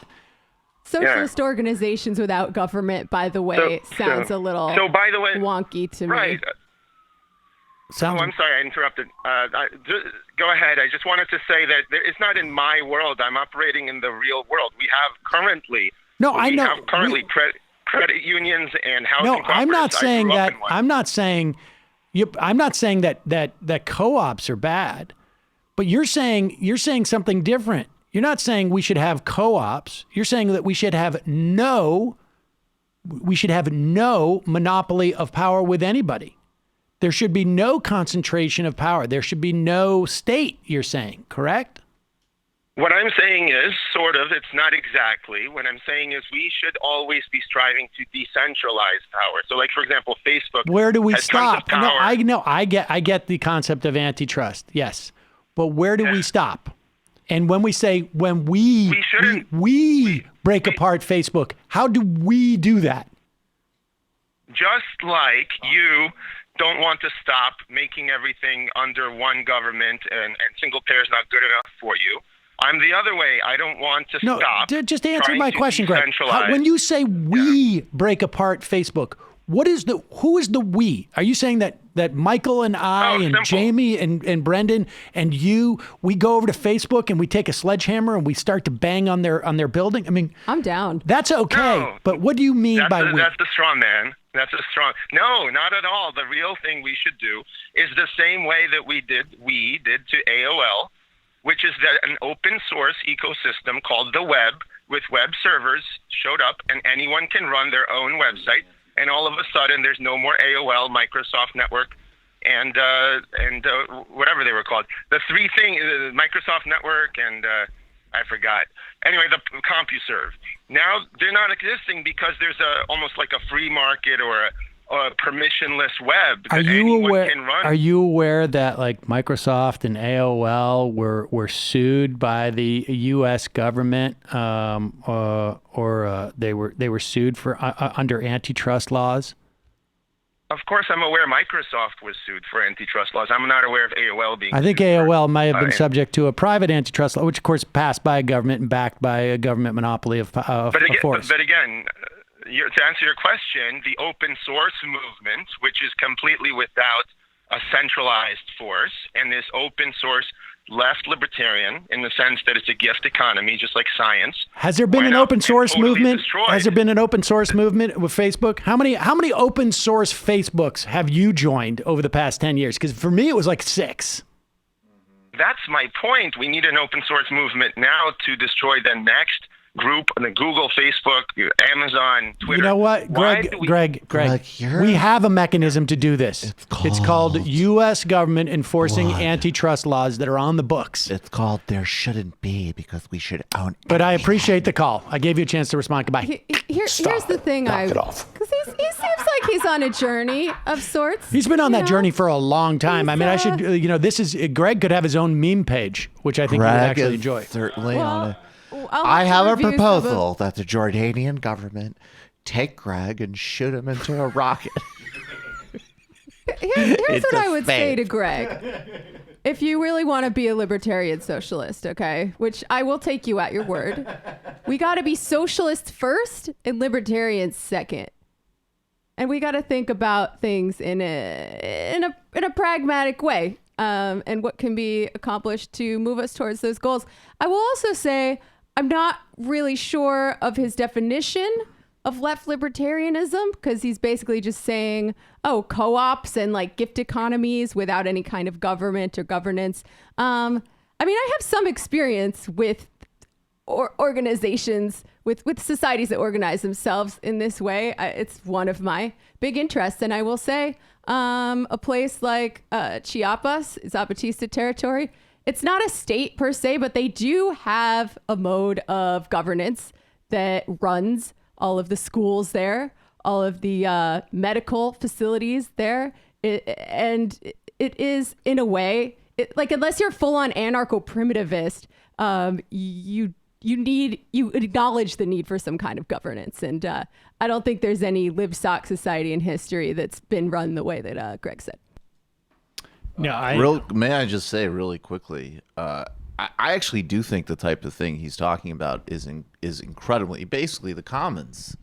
And the commons is in a relationship with government and the private sector. And people can define, I mean, that can be defined any number. Like, the balance you want of those three sectors is one of the biggest arguments in politics. But the only way that you can expand the commons and safeguard them is through some act of government intervention. It's literally impossible otherwise. But I mean, the Lula government actually was running the government systems on Linux and other open systems, and that was one of the first things. I mean, the big, we think of like Monsanto and the ag business interests, but Microsoft, when the Workers' Party was out, immediately took back over, Brazil's governmental computer systems. So I think that stuff is really interesting, but it doesn't exist in a vacuum.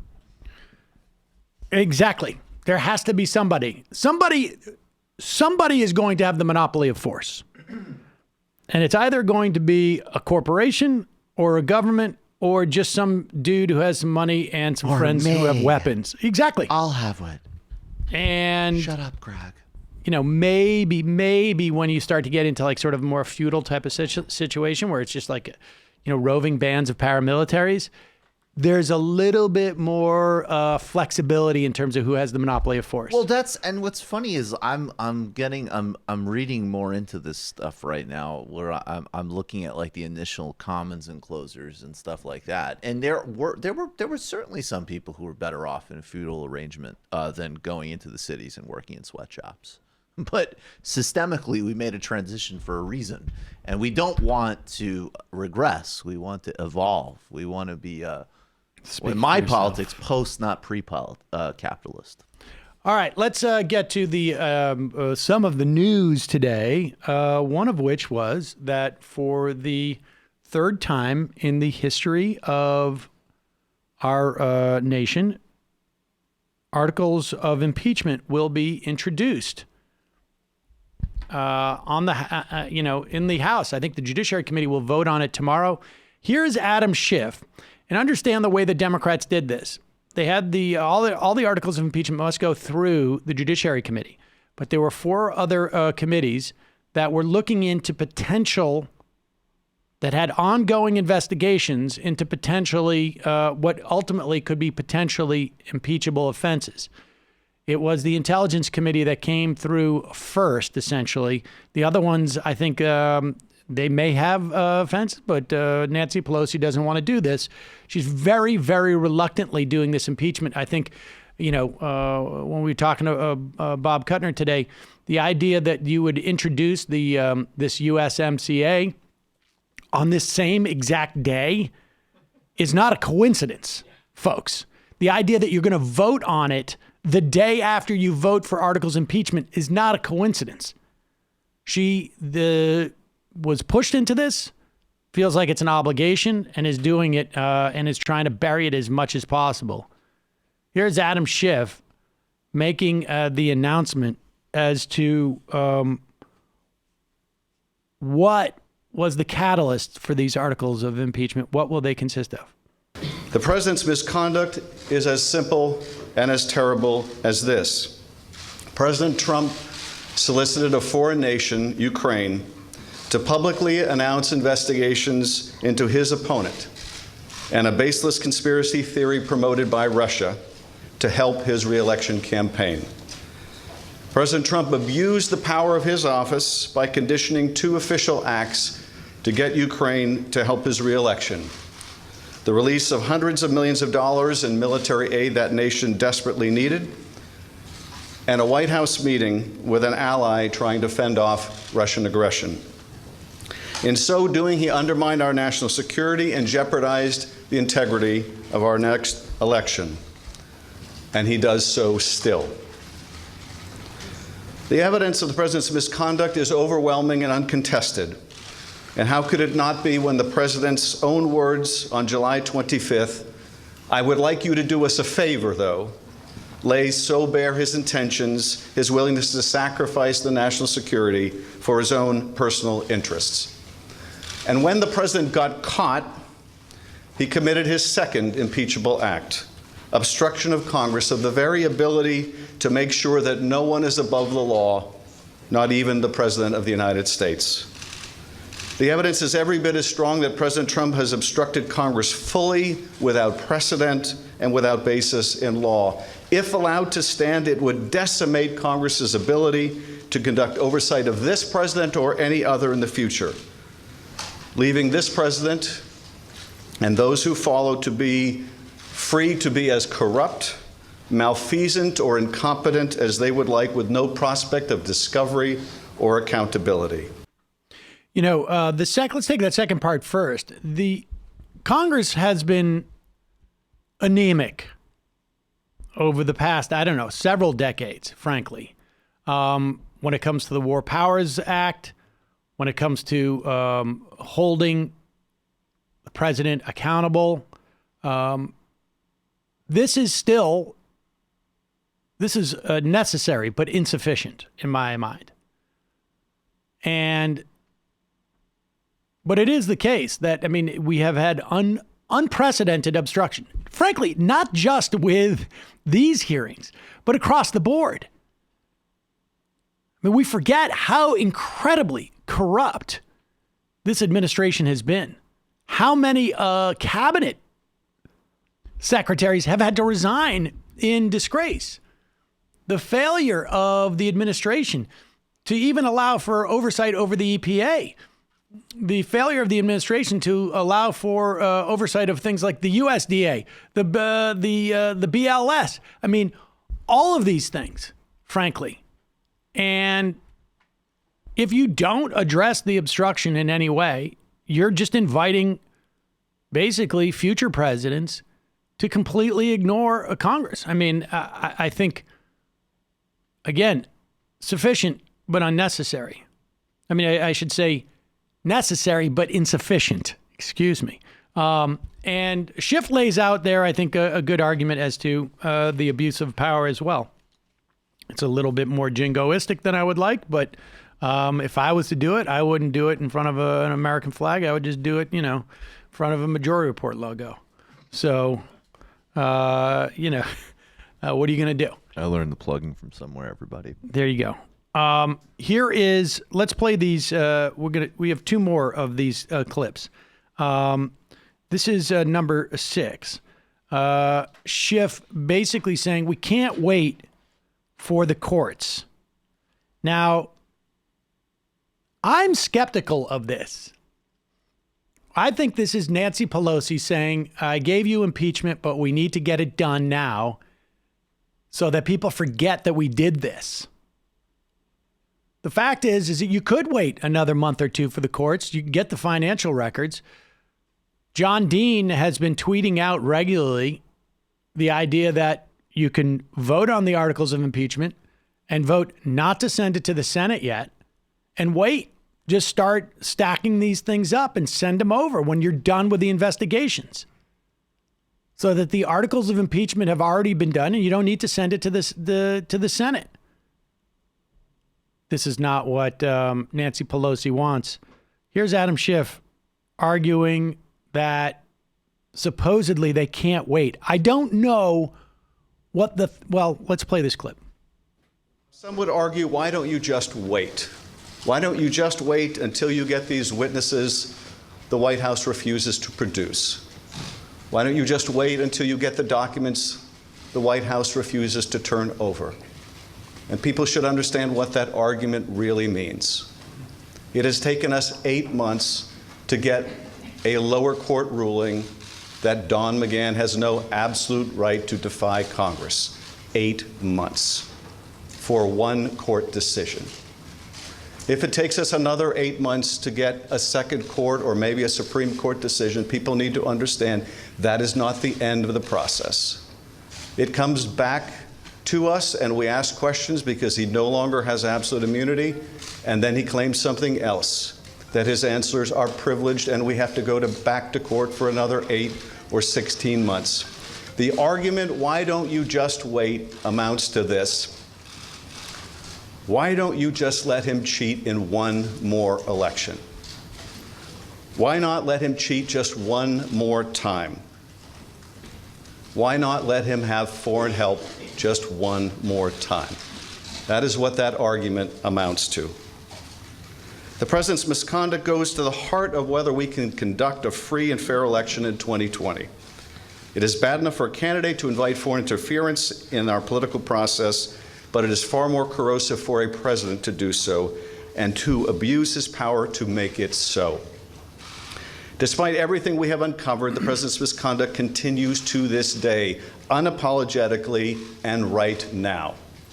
As we saw when he stood on the White House lawn and he was asked, what did you want in that July 25th call? And he said the answer was a simple one. And not just a simple one on July 25th, but a simple one today, and that is he still wants Ukraine to interfere in our election to help his campaign. Now, part of the problem is that the House theoretically could pass a bill that would provide for expedited subpoena, dealing with the subpoenas in the courts. The problem is, of course, that the Senate would not pass it, and the president wouldn't pass it. Congress does not have any special. There is, rarely an opportunity, I think, for expedited questions of these type of things. So they'll be pursued. I tend to think that 3 or 4 months wouldn't hurt. You don't necessarily predicate it on getting these other witnesses. You also, again, you do other investigations and build on that. But there does need to be some type of statutes, and maybe the House has to pass this first. You get it with the Senate, where where subpoena power is expedited. Here is Nadler basically chiming in, reinforcing the reason for these articles of impeachment. Today, elections are the cornerstone of democracy and are foundational to the rule of law. But the integrity of our next election is at risk from a president who has already sought foreign interference in the 2016 and 2020 elections and who consistently puts himself above country. That is why we must act now. I want to turn now to Chairman Schiff, who will explain the evidence. There you go. So those two right there basically presenting and announcing that there is going to be articles of impeachment are going to be introduced to the Judiciary Committee, and then the full House will vote on it next week.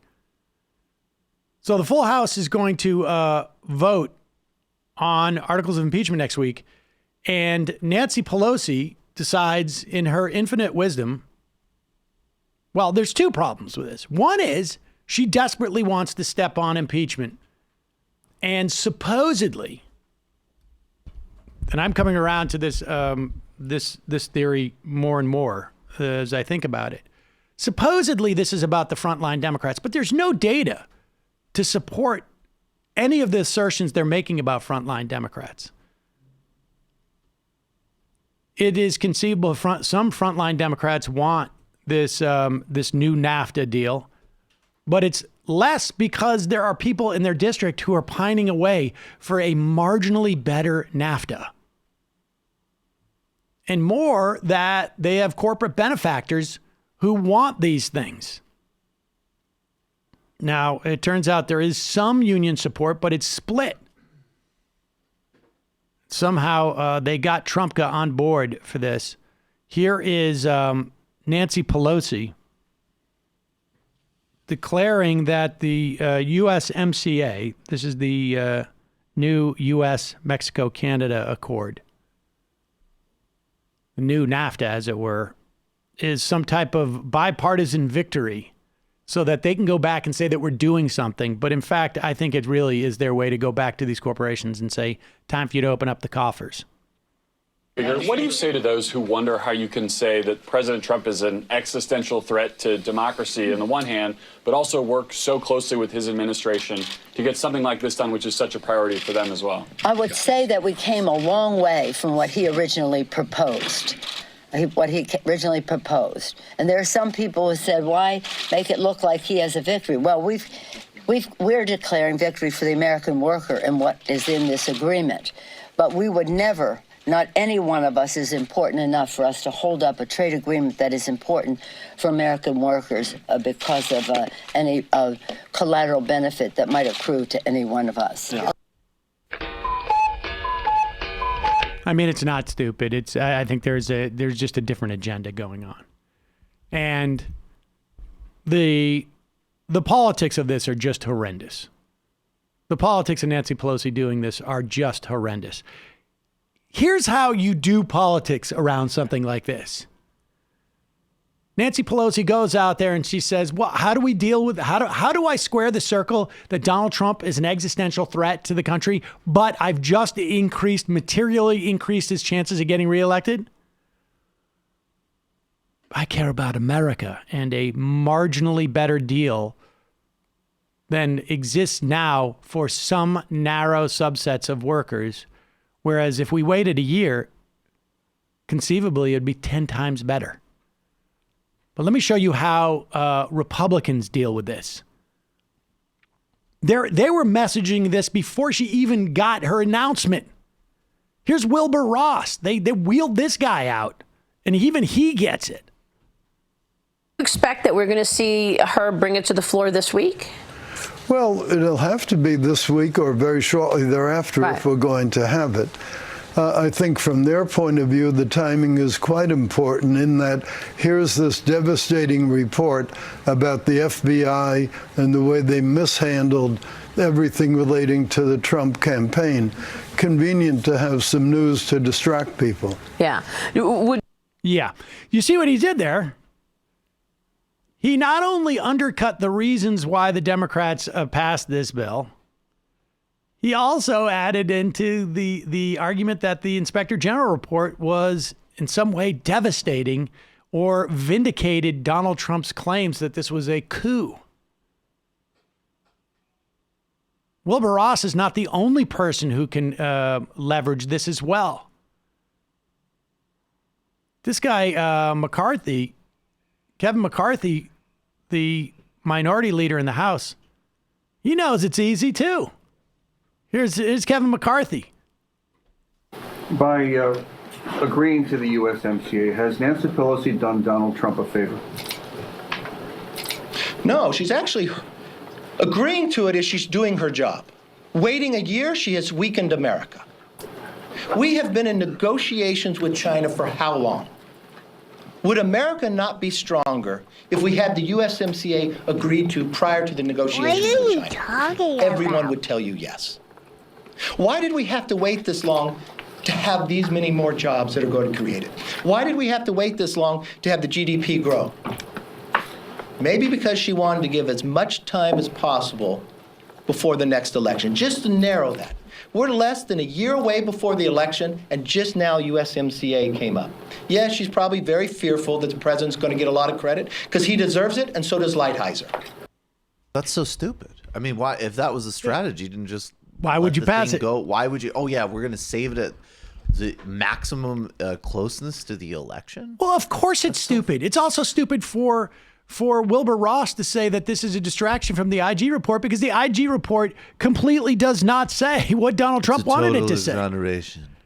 And in terms of GDP growth, I think even the own projections from the trade deal show that it's like infinitesimally small.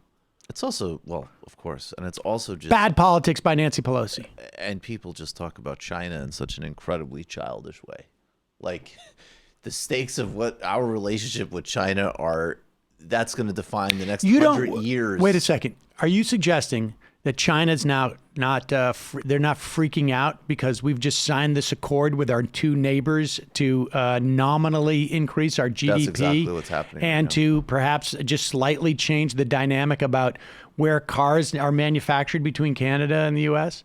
I mean, I don't like to talk about things necessarily in these terms all the time, but you could even just read this new friggin' Ro Khanna, John Kerry column in the New York Times about how like the entire green energy market is just ceded to China. Just ceded.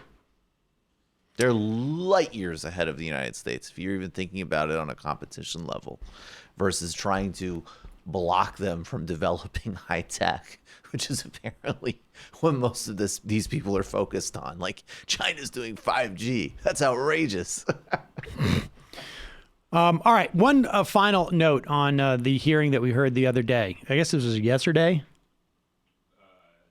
Yeah, I guess it was yesterday. Monday morning. So that was almost a full 30 hours ago, which is why it seems like it happened 6 years ago. Yesterday morning, the attorneys representing the various committees testified in front of the Judiciary Committee. And we saw a tremendous amount of Republican obstinance and parliamentary whining, essentially. I don't know how else to articulate that. Every single thing they would call for a voice vote on. And somebody asked me, or I can't remember how this came up, but why were they doing this? They can't stop it. Well, of course, it's because folks like Chris Cillizza at CNN writes the whole thing, even for someone like me who gets paid to watch this stuff, was, well, unwatchable. A bunch of adults yelling at one another over matters that almost no one watching understood or cares about. First of all, you've had tens of millions of people who've been following this. Something like 92% of Democrats say that he should be impeached and thrown out. I don't even think it was 11 a.m. when he tweeted that. I don't think it had been on for more than an hour. The insight that it gives you into our political media in this country is stunning. First of all, anybody, honestly, who's able to read a book that is, thicker than 45 pages could understand what they were talking about. It was pretty straightforward stuff. It was literally a summary of everything that had been heard. You're talking about Chris Cillizza, so there you go, in terms of the 45-page book. But I mean, this is a great contrast, and I don't want to go off in a whole other tangent, but it is extraordinary the extent to which some people, I think, raise the valid, we need to both and this. And certainly there are Americans that are radically alienated from the whole process. There's no doubt about that that need to be engaged with on their terms on a variety of issues versus some guy who professionally does this. Yeah, it's boring. I'd like to do a listicle. It's on not Hillary even boring. Clinton now. It's not even boring. I don't get it's it. unwatchable. I can't watch this. This is like a really bad TV show. I really never understood why guys like Chris Cillizza didn't go into sports or something. Well, because he couldn't. Because, I mean, yeah, they don't have No, the you talent. couldn't. Because that is just a more interesting game. Like, it's a more interesting game Well, to just follow. contemplate this. Like, I mean, you're assigned to do local news, and it's one thing. Boring. It's one thing to say. You come home from the day, you say to your friends, you say to your loved ones, like, "Oh, that town council meeting was relentless. It was boring. They didn't talk about anything." It's another to write in your column or to broadcast it like, "My job in covering the town for you, it's horrible. There's nothing to be there's no value in this." I mean, it's much easier, I think, on this level for him to sort of say like, "Well, it's just really an event and I'm panning it like a movie." It's just bizarre. It really is bizarre. It's like the guys, like this guy's, he's too vacuous for the E! Network.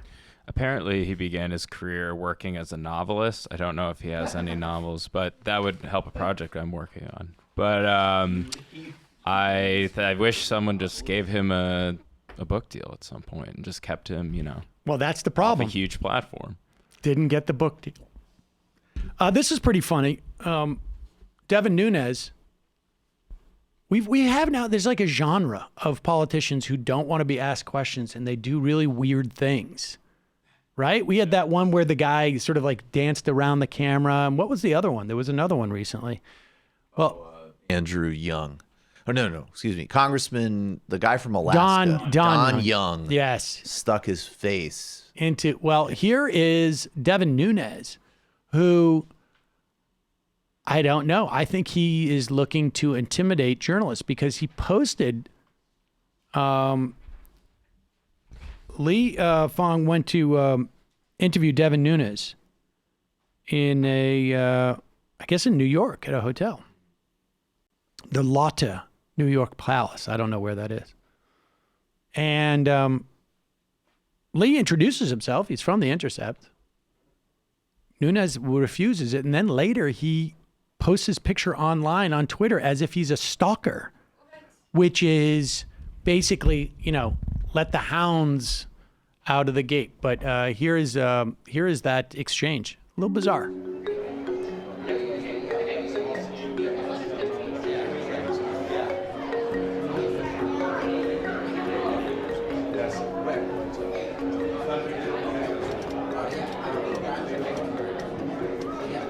Excuse me, I hate to interrupt. Hey, Congressman Nunes, I just want to ask you really quickly, what were your calls with Lev Parnas about? Were you asking about the effort to investigate Hunter Biden? Now pause it for 1 second. Lev Parnas was one of the two associates of Rudy Giuliani. The other one was a guy named Fruman, who were basically, fixers in Ukraine, trying to work with who knows whom in Ukraine to gin up, among other things, an attempted investigation on the 2016 election and Joe Biden. My theory about this is these guys were over there doing something, and the idea of the U.S. ambassador was getting in their way, and so they did a twofer. How do we get rid of the U.S. ambassador? We tell Donald Trump she's the one who's keeping the real information about the server from getting out. So get rid of her. And they were hoping to put in their own ambassador. Pete Sessions. Honestly. And literally Pete Sessions. They were actually sending money to his campaign, apparently. And for some reason, Devin Nunes was in contact with these guys. That's weird. Legit question. But Devin Nunes doesn't want to hear it. Congressman Nunes, try to ask him if he would talk about his calls to Lev Parnas, if he was part of the effort to investigate Hunter Biden. Hey, Congressman Nunes, I just want to ask you about your, I'm a reporter from The Intercept. I want to ask you about your calls to Lev Parnas. What was the content of those calls? were you part of this effort to pressure the Ukrainian government to investigate Hunter Biden? Thank you, Congressman. Okay, you got to go outside. You can't film it here. You got to go outside. No. There you go. The old ticket. Yeah, freak, right? What the He's a dick. As we say, the common parlance is he had a cow. Devin Nunes did. Yes, there we go. Li Fong, though, looking kind of hot in that video. Yep, there you go. And here is Devin Nunes showing up. This is just, this is sort of stunning. He is on Fox News Live. And when Martha McCallum asks him the question about Lev Parnas, he has a slightly different response. He doesn't whip out his phone and take a picture of her. Yeah, I'm going to take a picture of you. Actually, his response here is almost crazier than the one that he gave to Li Fong. You know, what did you discuss with Lev Parnas? Well, I don't even know because I've never met Parnas, and like I filed in federal court. And so, it's a great question because many people want to know, including myself. So, So you never had any phone conversation with him? We have not been able to confirm that yet. You don't think you would remember if you had a conversation? You have to remember, we are the House Intelligence Committee Oversight Committee, okay? So we get calls from people every day, okay. all walks of life. I get them from all over the world, allies and people that aren't our allies. In this case, I just don't know. Now, were these I have to calls get my from phone records. Cell phones or from your office phone? Well, we don't even know that. We don't even know that. So you didn't have an opportunity to look at the phone numbers that are on there? Yeah, we don't know anything. It's like we're the head of the Intelligence Committee, so I have a lot of really random phone conversations. We have phone conversations. Nobody keeps any track. We don't keep any track of it. It's the Intelligence Committee. Clearly, he just needed to take some time to workshop that answer before he could, talk about the subject. I think he was very surprised to get asked that question on Fox News.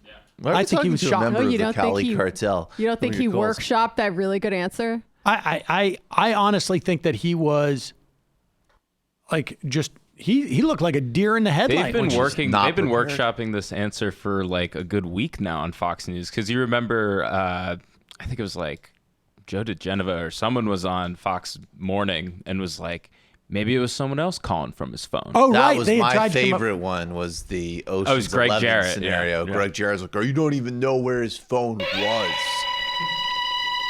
It's a month-long workshop. Democrats. He took his phone, and then Devin Nunes' phone was. We're never going to know. This thing.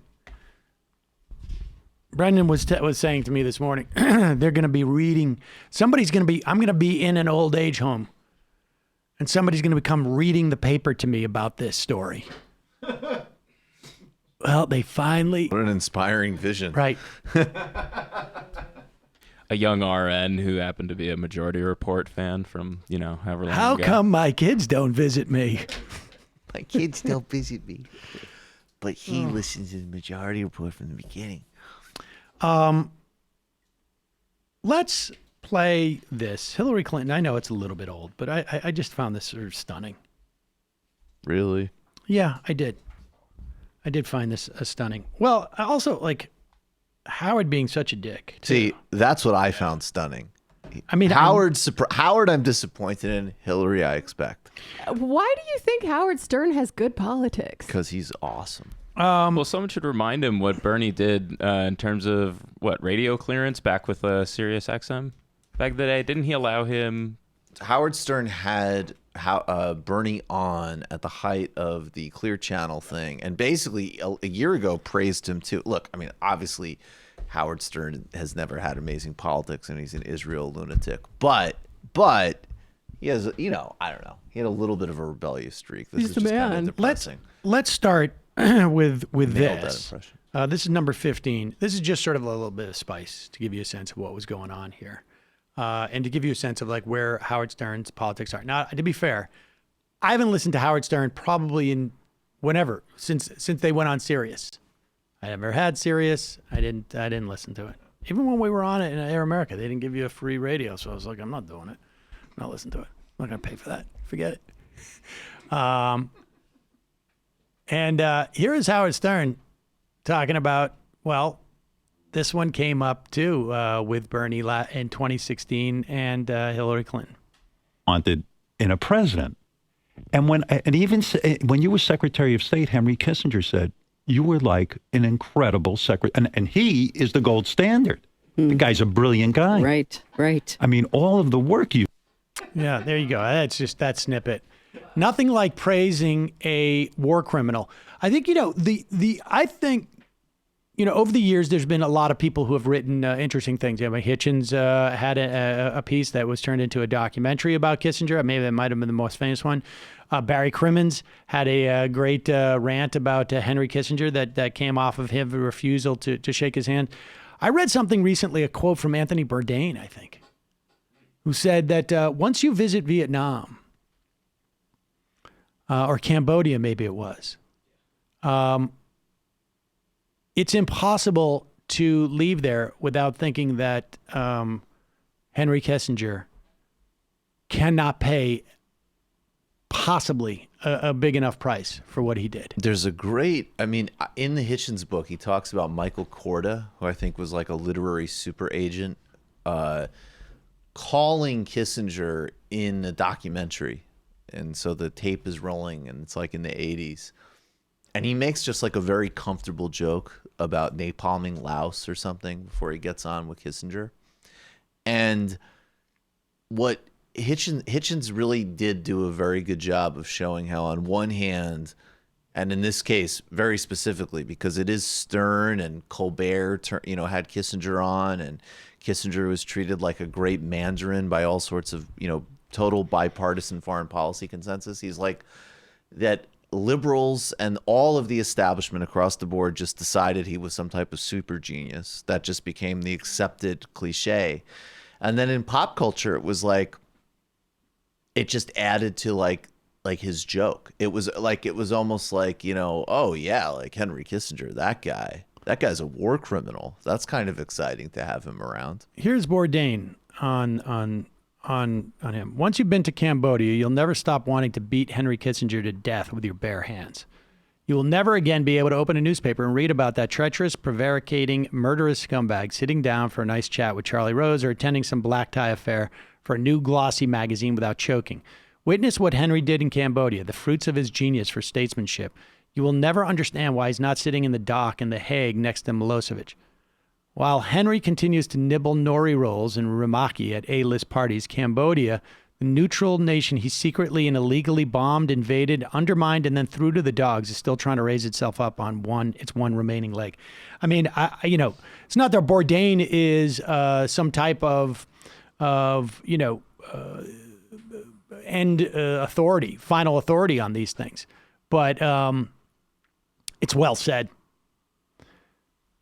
Here is Hillary Clinton and Howard Stern lamenting not only Clinton. Look, people have said to me, she was on for 2 hours or whatever it is, and you're taking 60 seconds out of context.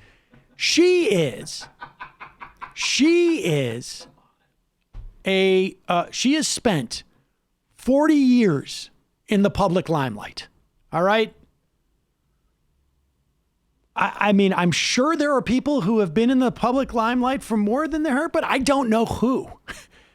And they all know, whether it's Barack Obama or Bill Clinton, they all know when they say something, it travels. I don't know that she did this, but the idea that she would go on Howard Stern and talk for 2 hours to deliver 60 seconds of news, that's what you do professionally. That's like what the entire business of political communications is about. We're going to have an event in this town 2,000 miles away on this day at this time so that we get 30 seconds in the news. That's exactly what political communications are. I don't know that that's what her agenda was, but surely she knows when that question is asked, what's going to happen with her answer. Now, the proper answer is, I'm not in that game anymore. Or, Bygones are bygones. Or he did over 30 campaign stops with me. Thank you. He introduced her as the next president of the United States. She can have resent. But the point is, unless your agenda is to create dissent within the Democratic primary, you don't do what she did. And she's smart enough to know what she was doing. And on top of that, she's also crapping on a policy that the idea that it should be attacked from anybody in the Democratic Party in this way, within a right-wing frame again, is also appalling. And Howard Stern, we'll talk about that in a second. Bernie Sanders, and this was a perception I had. You would say a policy when you were running against him for the nomination. Right. And the next day you go, yeah, well, free college for everyone. Yeah. It's almost like when you run for a fifth grade class. Yeah, right. I'll give you free everything. Chocolate milk for everyone and more recess. In other words, and then it makes it look like you're a stick in the mud. I know. And then when you say, well, wait a minute, where's Makes no the money sense. going to come from? Then what a minute, are you against free college? Yeah, I know. It kind of goes. Yeah, now she had a proposal where you would have debt-free college, which means that you had the opportunity to work it off if you were not a wealthy person. Howard Stern, for one, went to BU, Boston University, in 1972. In 1970, just happened to find this, the tuition was, you ready for this? $1,850 a year, which would be the equivalent of about $11,500 today per year.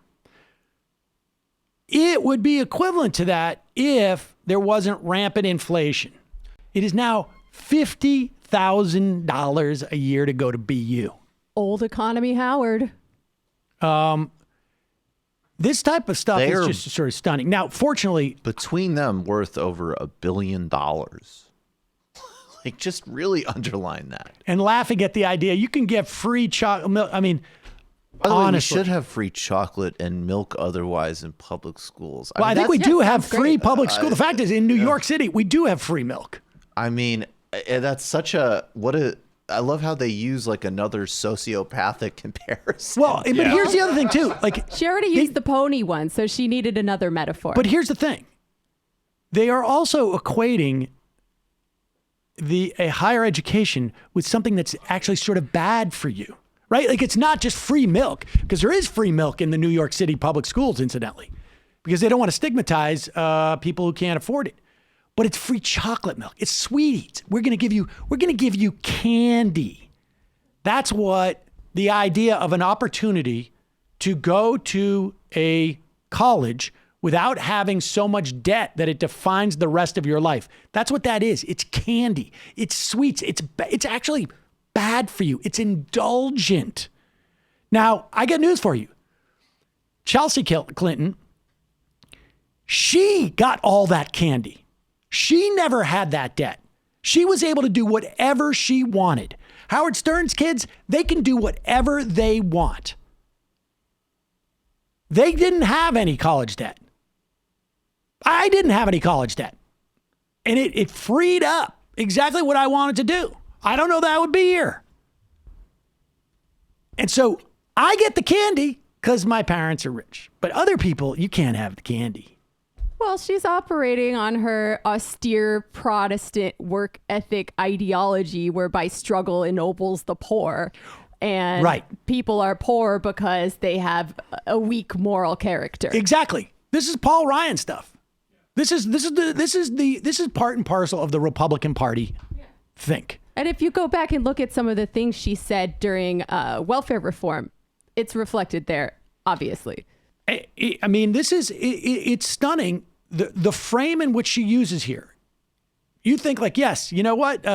Bernie, yes, I felt like his promises were a little bit pie in the sky based upon the limitations of our politics today.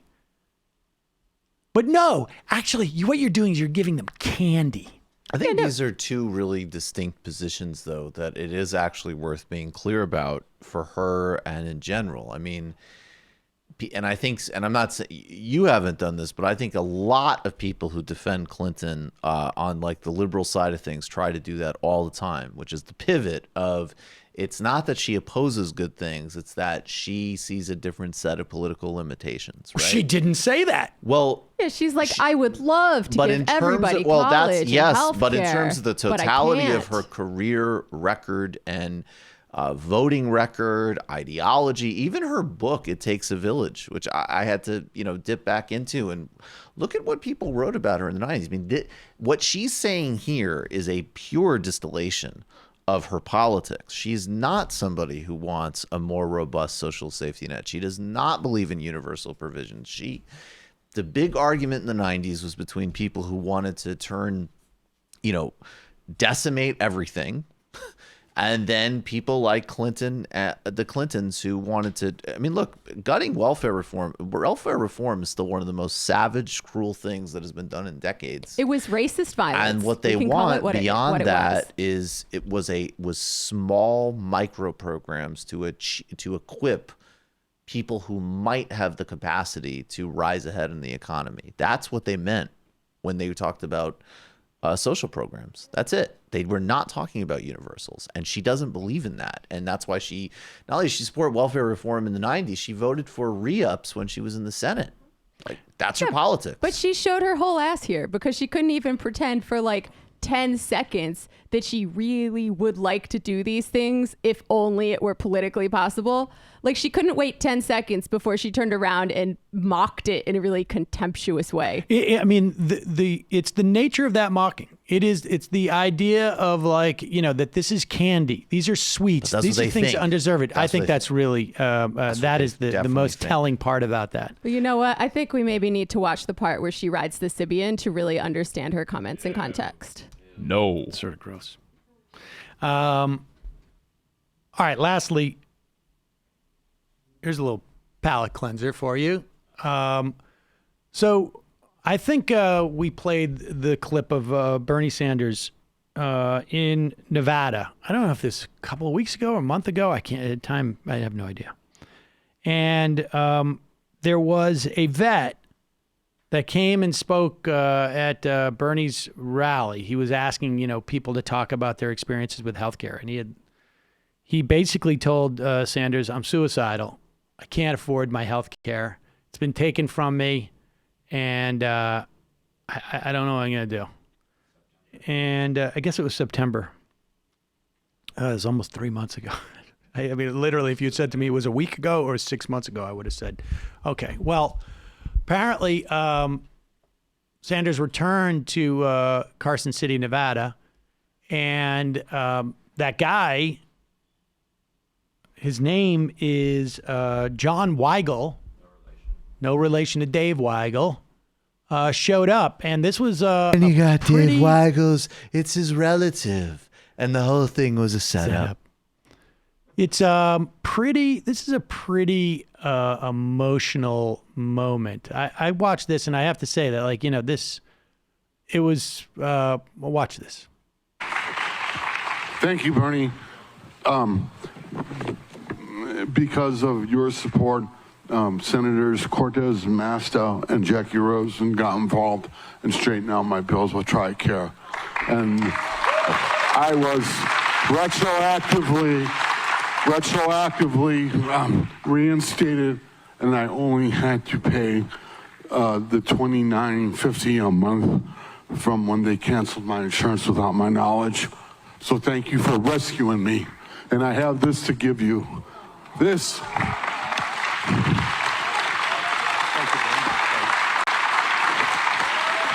This is my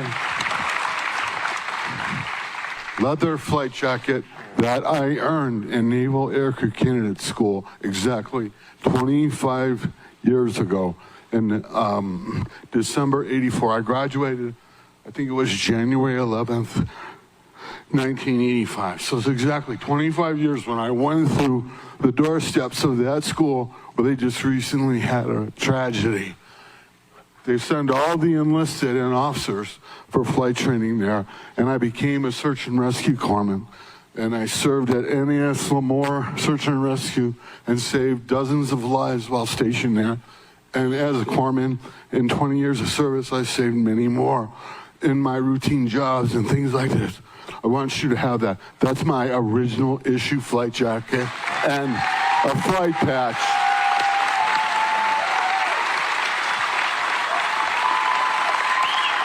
But let me say this. John, I so much appreciate this. I am not going to take it because it's a beautiful jacket. It's a jacket that you earned, and I want you to keep it. But the last time I saw you, I will take that. That I will take. My flight patch. Okay. The last time I saw John, it was not a good circumstance. We had a brief conversation. And I'm so happy that working with your senators in our office, we were able to rectify your situation. And let me just say this, not just to John. As a nation, we can disagree about a war. We can disagree about foreign policy. But when brave people like John put their lives on the line to defend our country, when they come home, they will receive the best quality health care that this country can provide them.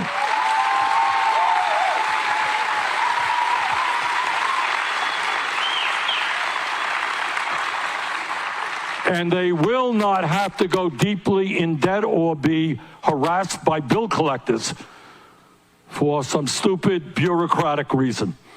So, John, thank you so much. I mean, the fact of the matter is, obviously, can't argue with anything he said. It's an incredibly touching moment. There's also really no reason why, even if you don't serve, that you shouldn't have the opportunity to have that type of health care that he's talking about. Well, that's why he's fighting for that, too. But that's sort of candy, isn't it, folks? In the third way view of things, it is. Staying alive is candy. Like, I don't even know what else to say about that. I hate her so much. Let's go to the phones. Calling from a 313 area code. Who's this? Where are you calling from? Hey, this is Adam from Michigan. Adam from Michigan. What's on your mind, Adam? Yeah, so I've been listening to your show a little bit, and I think so. One of the problems I see with progressives is like you guys never talk about like reducing taxes for the working man. So yeah, and like basically, yeah, I think that's like the biggest, like me, is it's like no one ever talks about like reducing taxes. Well, I mean, I think we've just literally been talking about reducing costs. Right now, let me ask you this: which would you prefer? Yeah. I don't know. I mean, I don't want you to tell me anything, personal about you, but like, how much do you pay on health insurance? Do you get it from your job? Yeah. So, well, yeah, I pay maybe like $2,000 a year. $2,000 a year. So you get it from your job, and you know that they're of course. And do you have like subsidized? Right. Do you have it's subsidized? Yeah. Do you have a deductible? Do you have co-pays? Like pretty high. It's like $5,000. So it's $5,000. All right. So I mean, if you get sick, you're definitely in for $7,000, and co-pays maybe, I don't know, another $1,000. I don't know what this is presuming you're relatively healthy, although you have one trip to the ER, you've paid $7,000-8,000 for the year. Maybe you think you're having a heart attack or something like that. I had to take my kid to the ER. We thought she had appendicitis. I can't wait for that bill. So you're $8,000 into it, and your health insurance is being subsidized, so your wages in some way are paying for that health insurance. Maybe it's not huge after a single payer, but at the end of that, you're talking about maybe a $4,000 cost cut in your life. What difference does it make if it comes from taxes or if it comes from a cost that you're going to have to pay for, a fixed cost in your life? Yeah, but see, the problem is once you start saying that, then you end up being a salesman because you're forcing me. So like I pay just in property taxes, I pay like $5,000. Like there's sales tax, there's income tax. I'm paying like $20,000. So well, your $5,000, that's paying for that's local taxes, right? Right, that's local, but I mean, just in general, I mean, right, like not just federal tax. But, I mean, but I'm telling you that all the taxes you have, that pays out. Yeah.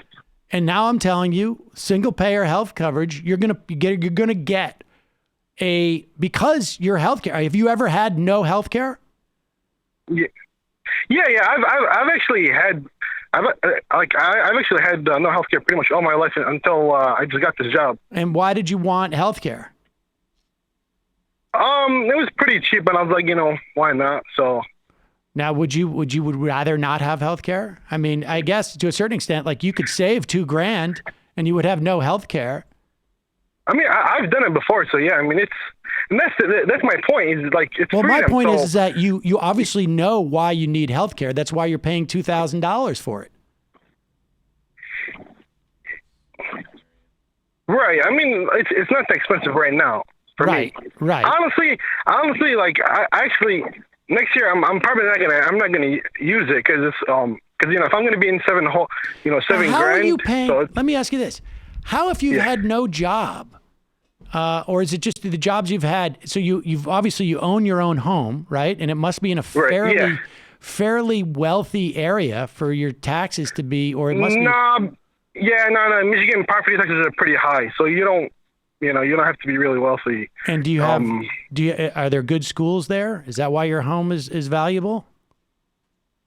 No, I mean it's around like it's like a $300,000 house. It's not I mean it's kind of.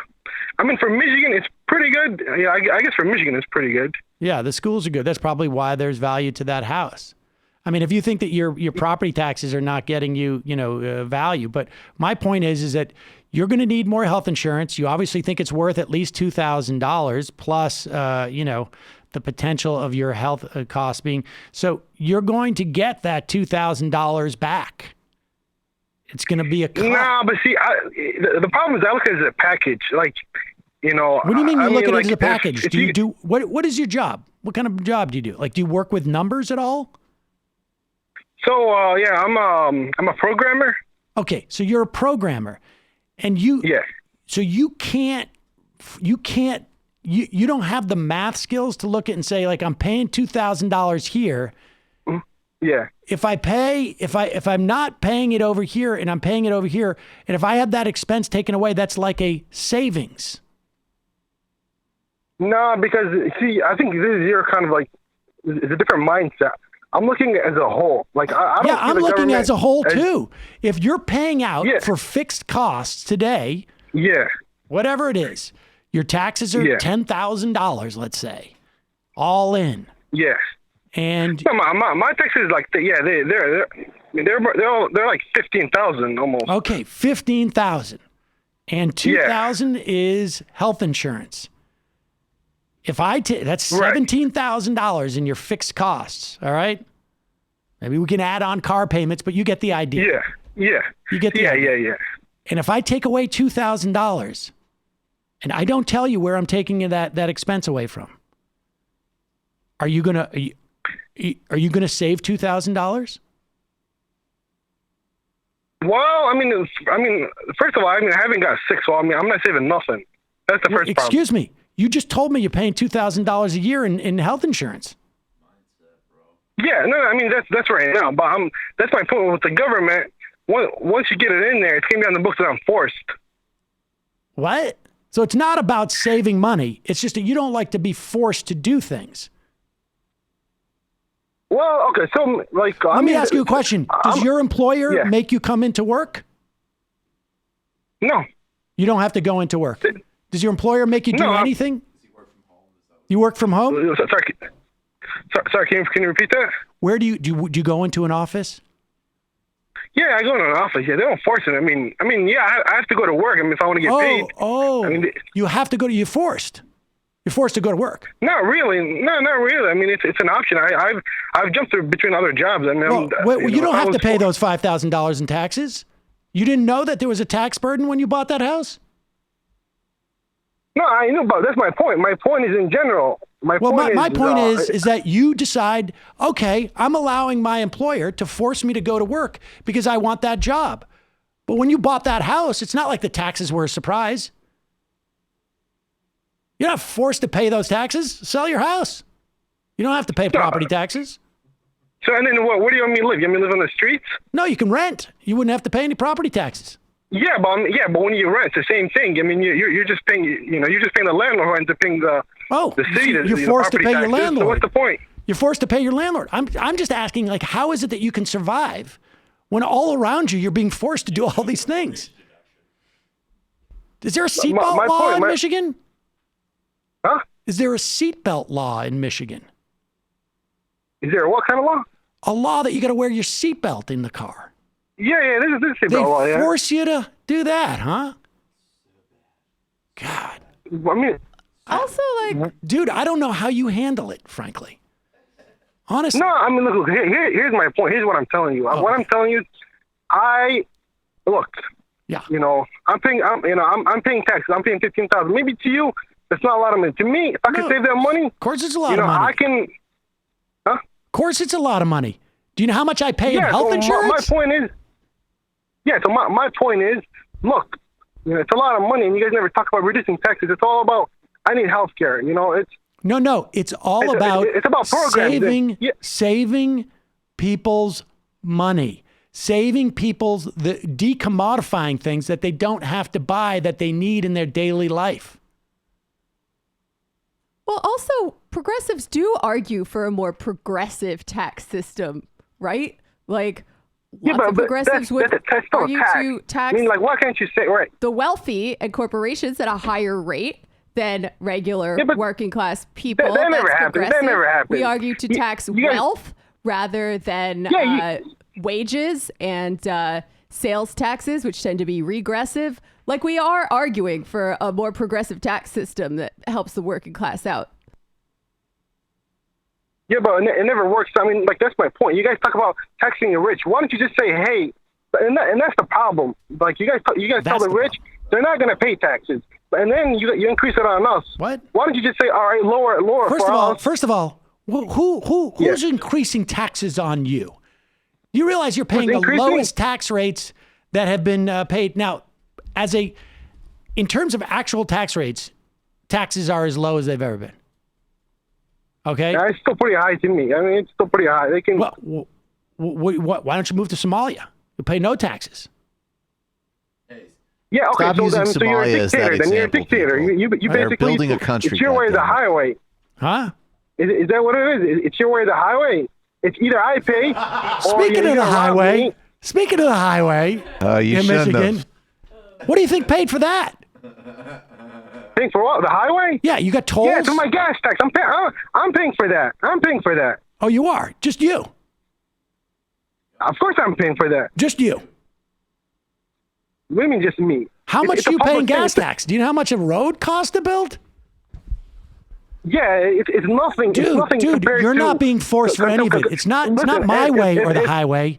It's just so happens that you unfortunately ended up in the United States, and here's my. You picked the wrong country this is the problem. You talk down to people. You talk down to people. What I'm just saying is, listen, you got to look at the numbers.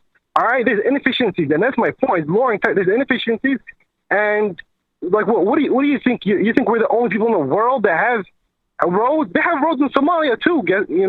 And they're not paying $15,000 a year in taxes in Somalia. So I mean, how are they getting roads? You think the services in Somalia are even relatively comparable to the services around you? Are you serious? Have you been to Somalia? Have you been to Somalia?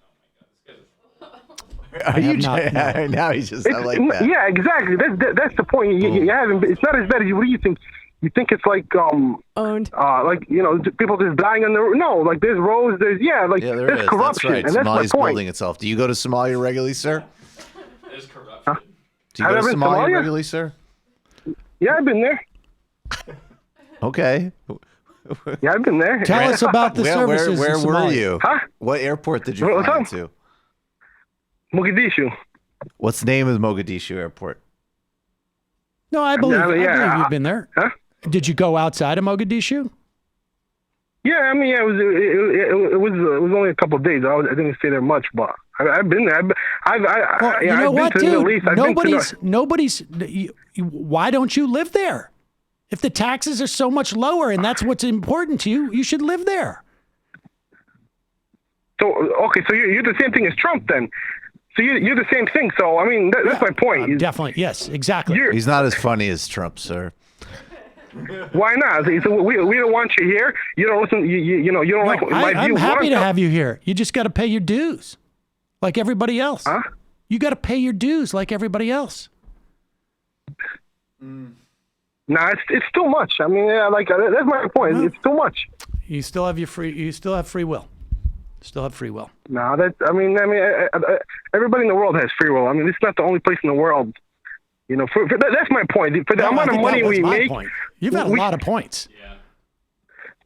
No, Sir, I mean, would you mind signing off so I could do an impression of Bernie Sanders talking like you? Thank you. All right, appreciate the call. Yeah. You can call back. Yep. All right. I guess that's actually my point. I don't know. It's a lot. Call from a 210. He said he wanted progressives to talk more like that, so I'm doing it. I mean, there's a lot of taxes. Call back. It's a lot. Call from a 210 area code. Who's this? Where are you calling from? 210. Yeah, good afternoon, Sam. This is John from San Antonio. Hello, John from San Antonio. How are you? Well, I mean, you were pretty patient with that guy, I have to say. I mean, that guy was definitely in the top 5 of most ignorant callers ever on the Majority Report. Oh, well, that's kill taxophobia and stop being a selfish asshole. Yeah. You tell him. So. Yeah. So last Thursday, Bernie Sanders received his best polling result of the entire campaign in a poll conducted by the University of California at Berkeley Institute of Government Studies. Bernie has the lead with 24% of those polled. Warren at 22, Biden at 14, Buttigieg is at 12. Remember that a candidate has to receive delegates, they must get 15%. At the United States House level and receive delegates, and the state level, each candidate must also hit 50% to receive delegates. The ratio of delegates coming from the 53 House districts is 71% and 29% coming from state totals. So campaigns should be concerned about their candidate hitting the 15% threshold. California has 416 pledged delegates, which far exceeds the second highest total from the state, New York State, which has 273. So this is the first poll that Bernie has led in California since Biden entered the race. The last 2 polls of New Hampshire also have Bernie in the lead. Bernie tops the field in 3 attributes, being the candidate who would bring the right kind of change to Washington, where Bernie receives 28%. So this is the one that comes closest to sharing voters' values, where he receives 27%, and the candidate who understands the problems of people like you, 28%. So Bernie leads among 18 to 29-year-old voters, where he gets 46%, and that contributes to the advantage Bernie has among Latino voters who tend to be younger as a group than other ethnicities. In California, 32% of Latino Democrats favor Bernie, a 13-point lead over Biden. Biden was up over 10 points over Bernie in the last USA survey of California. So that had me concerned. It's great to see Bernie and Warren in the top 2 positions. After all, the left can't beat Trump BS. I'm feeling that Bernie, the momentum, and it's very sweet. There is I do have a sense that Bernie is starting to have his surge. But I don't, I mean, I look at those numbers, I just get that sense a little bit. We'll see.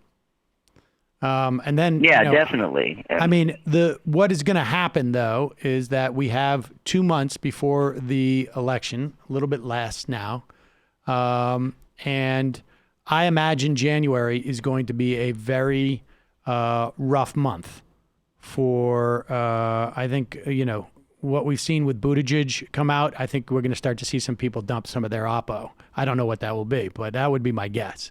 January is going to be the month where we see that. And maybe some with Biden, too, at this point. I'm not sure. Okay. Also, like on Bernie, having to be there at for every moment of this trial. I mean, obviously we don't know what the rules are going to be exactly, but like for the Clinton impeachment,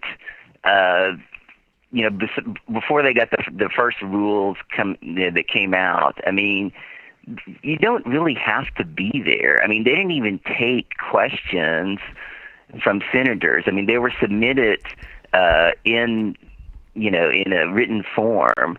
And so, I mean, I think if Warren and Buttigieg, or not Buttigieg, but Booker and Klobuchar, if they could just say, like, I mean, I guess the only thing that's going to prevent this is if they have votes. But I mean, don't they have to, wouldn't they have to have some kind of leeway? I mean, some kind of time before they take a vote? So, John, here, think I think there's going to be a lot of political pressure to be there. You are talking about convicting a president of an abuse of power and obstruction.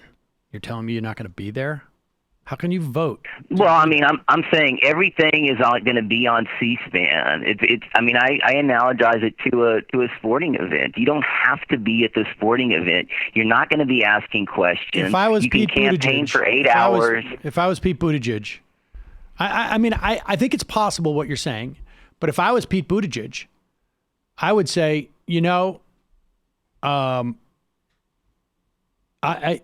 this is really important. And Donald Trump is a problem. And I think that the senators need to be there, but they can make their own determination whether they need to be. I mean, they used to have different dining room selections, and me and Jesse ate. That was look, what Joe it's Biden possible would what say. you're saying. It's possible what you're saying. It's also possible that if it's done, properly, then, it could be, it could add esteem to them. Like, we're here doing our job and we're, important. It's going to make the senators, seem important. I don't know. I think that that's possible. But, John, what I would say, I mean, I've made this point, and I'm not just trying to put a positive gloss on things, but I really believe that this is where, whether you're talking about AOC or Nina Turner or Rashida Tlaib, I mean, he has the best surrogates. He has the best, sort of gang of people. Well, this. His biggest, I think, rally in Iowa was with AOC. Yeah. So, I mean, and then there's also, and it remains to be seen. I mean, But Biden has Kerry. Yeah, Biden has John Kerry, who's electrifying. And then the other thing is whether or not the ground game is as good as we all hope it to be. I think that there's some positive signals it is. But I mean, this is a practical expression. I mean, not me, us is a campaign slogan. And yes, there is a movement dynamic to it, but obviously it's a presidential campaign. And obviously the number one goal is electing him president. Of course, it's the most important thing. But this is the rubber meets the road on some of these other variables that are being tested. And it's going to be, he's got a job to fulfill in the Senate. Yep. And there's going to be incredible people who can campaign, are the best campaigners in the country. And then a ground game of people who, understand that there's nothing more urgent than electing him president. So we're going to have to test that proposition. And frankly, of everybody that has to go back to the Senate, I like the way that Sanders is positioned best. I mean, Klobuchar and Booker, as an example, might as well both just stay there. Right. John, as always, a real pleasure. All right. Thank you, Sam. Bye-bye. All right.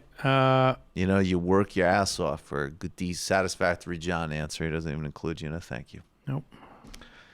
No thank you, John. All right, folks, I'm sorry. We do not have any more time for calls. I know people have been hanging for a long time. We're going to do a news day tomorrow. We'll take more calls, I promise.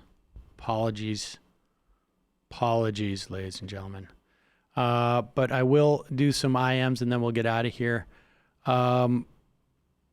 Goth Cola. I think the Spanish-speaking version of TMR might be a pipe dream, but what you can do is change the settings on your YouTube videos so that people can translate and submit subtitles. When the CC is turned on, they are currently auto-generated subtitles, but they suck. I'm not 100% sure of how we do that, but we can look into that. That sounds interesting. JJ Cool. What do you think people like Pelosi and other senior corporate Democrats wish to accomplish in their life? It's not like they can really move higher in their careers and get extra money. Is it really worth it? I don't know. I think they genuinely believe what they're doing is right in some demented way. It's interesting. Keeps you busy. A Square. Brain teasers. Sam, bad news day that the trade deal and the timing is on the same freaking day you announce articles of impeachment to boot these corporate blue dogs and centrist Dems have been and will be continuing to do our undoing. Feels like we lost the 2020 election today, but we will fight nevertheless. Matt's weighted blanket. Sam, your anger upset Matt yesterday, but I'll take care of Matt. I always do. Champagne, a communist. Sam, I hope you use that passion that Pelosi causing you to campaign to win the Libertarian nomination. Godspeed, Paisano.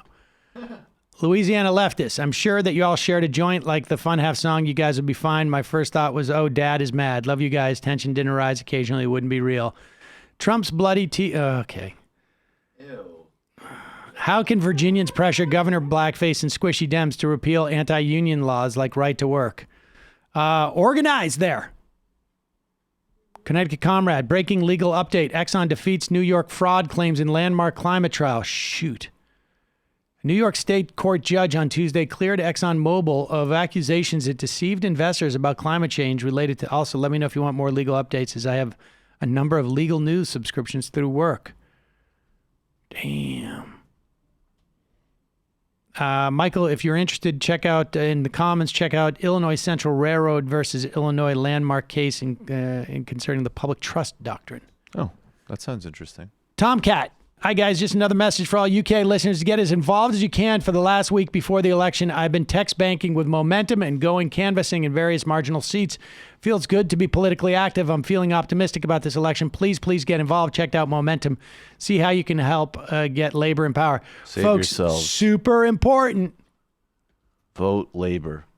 I find it hard to believe that there's anybody who's listening to this show from the UK who's like, I'm only marginally interested in politics. This is one, though, that, I mean, the media is so dominated by the right in the UK that any, spark or shoot matters.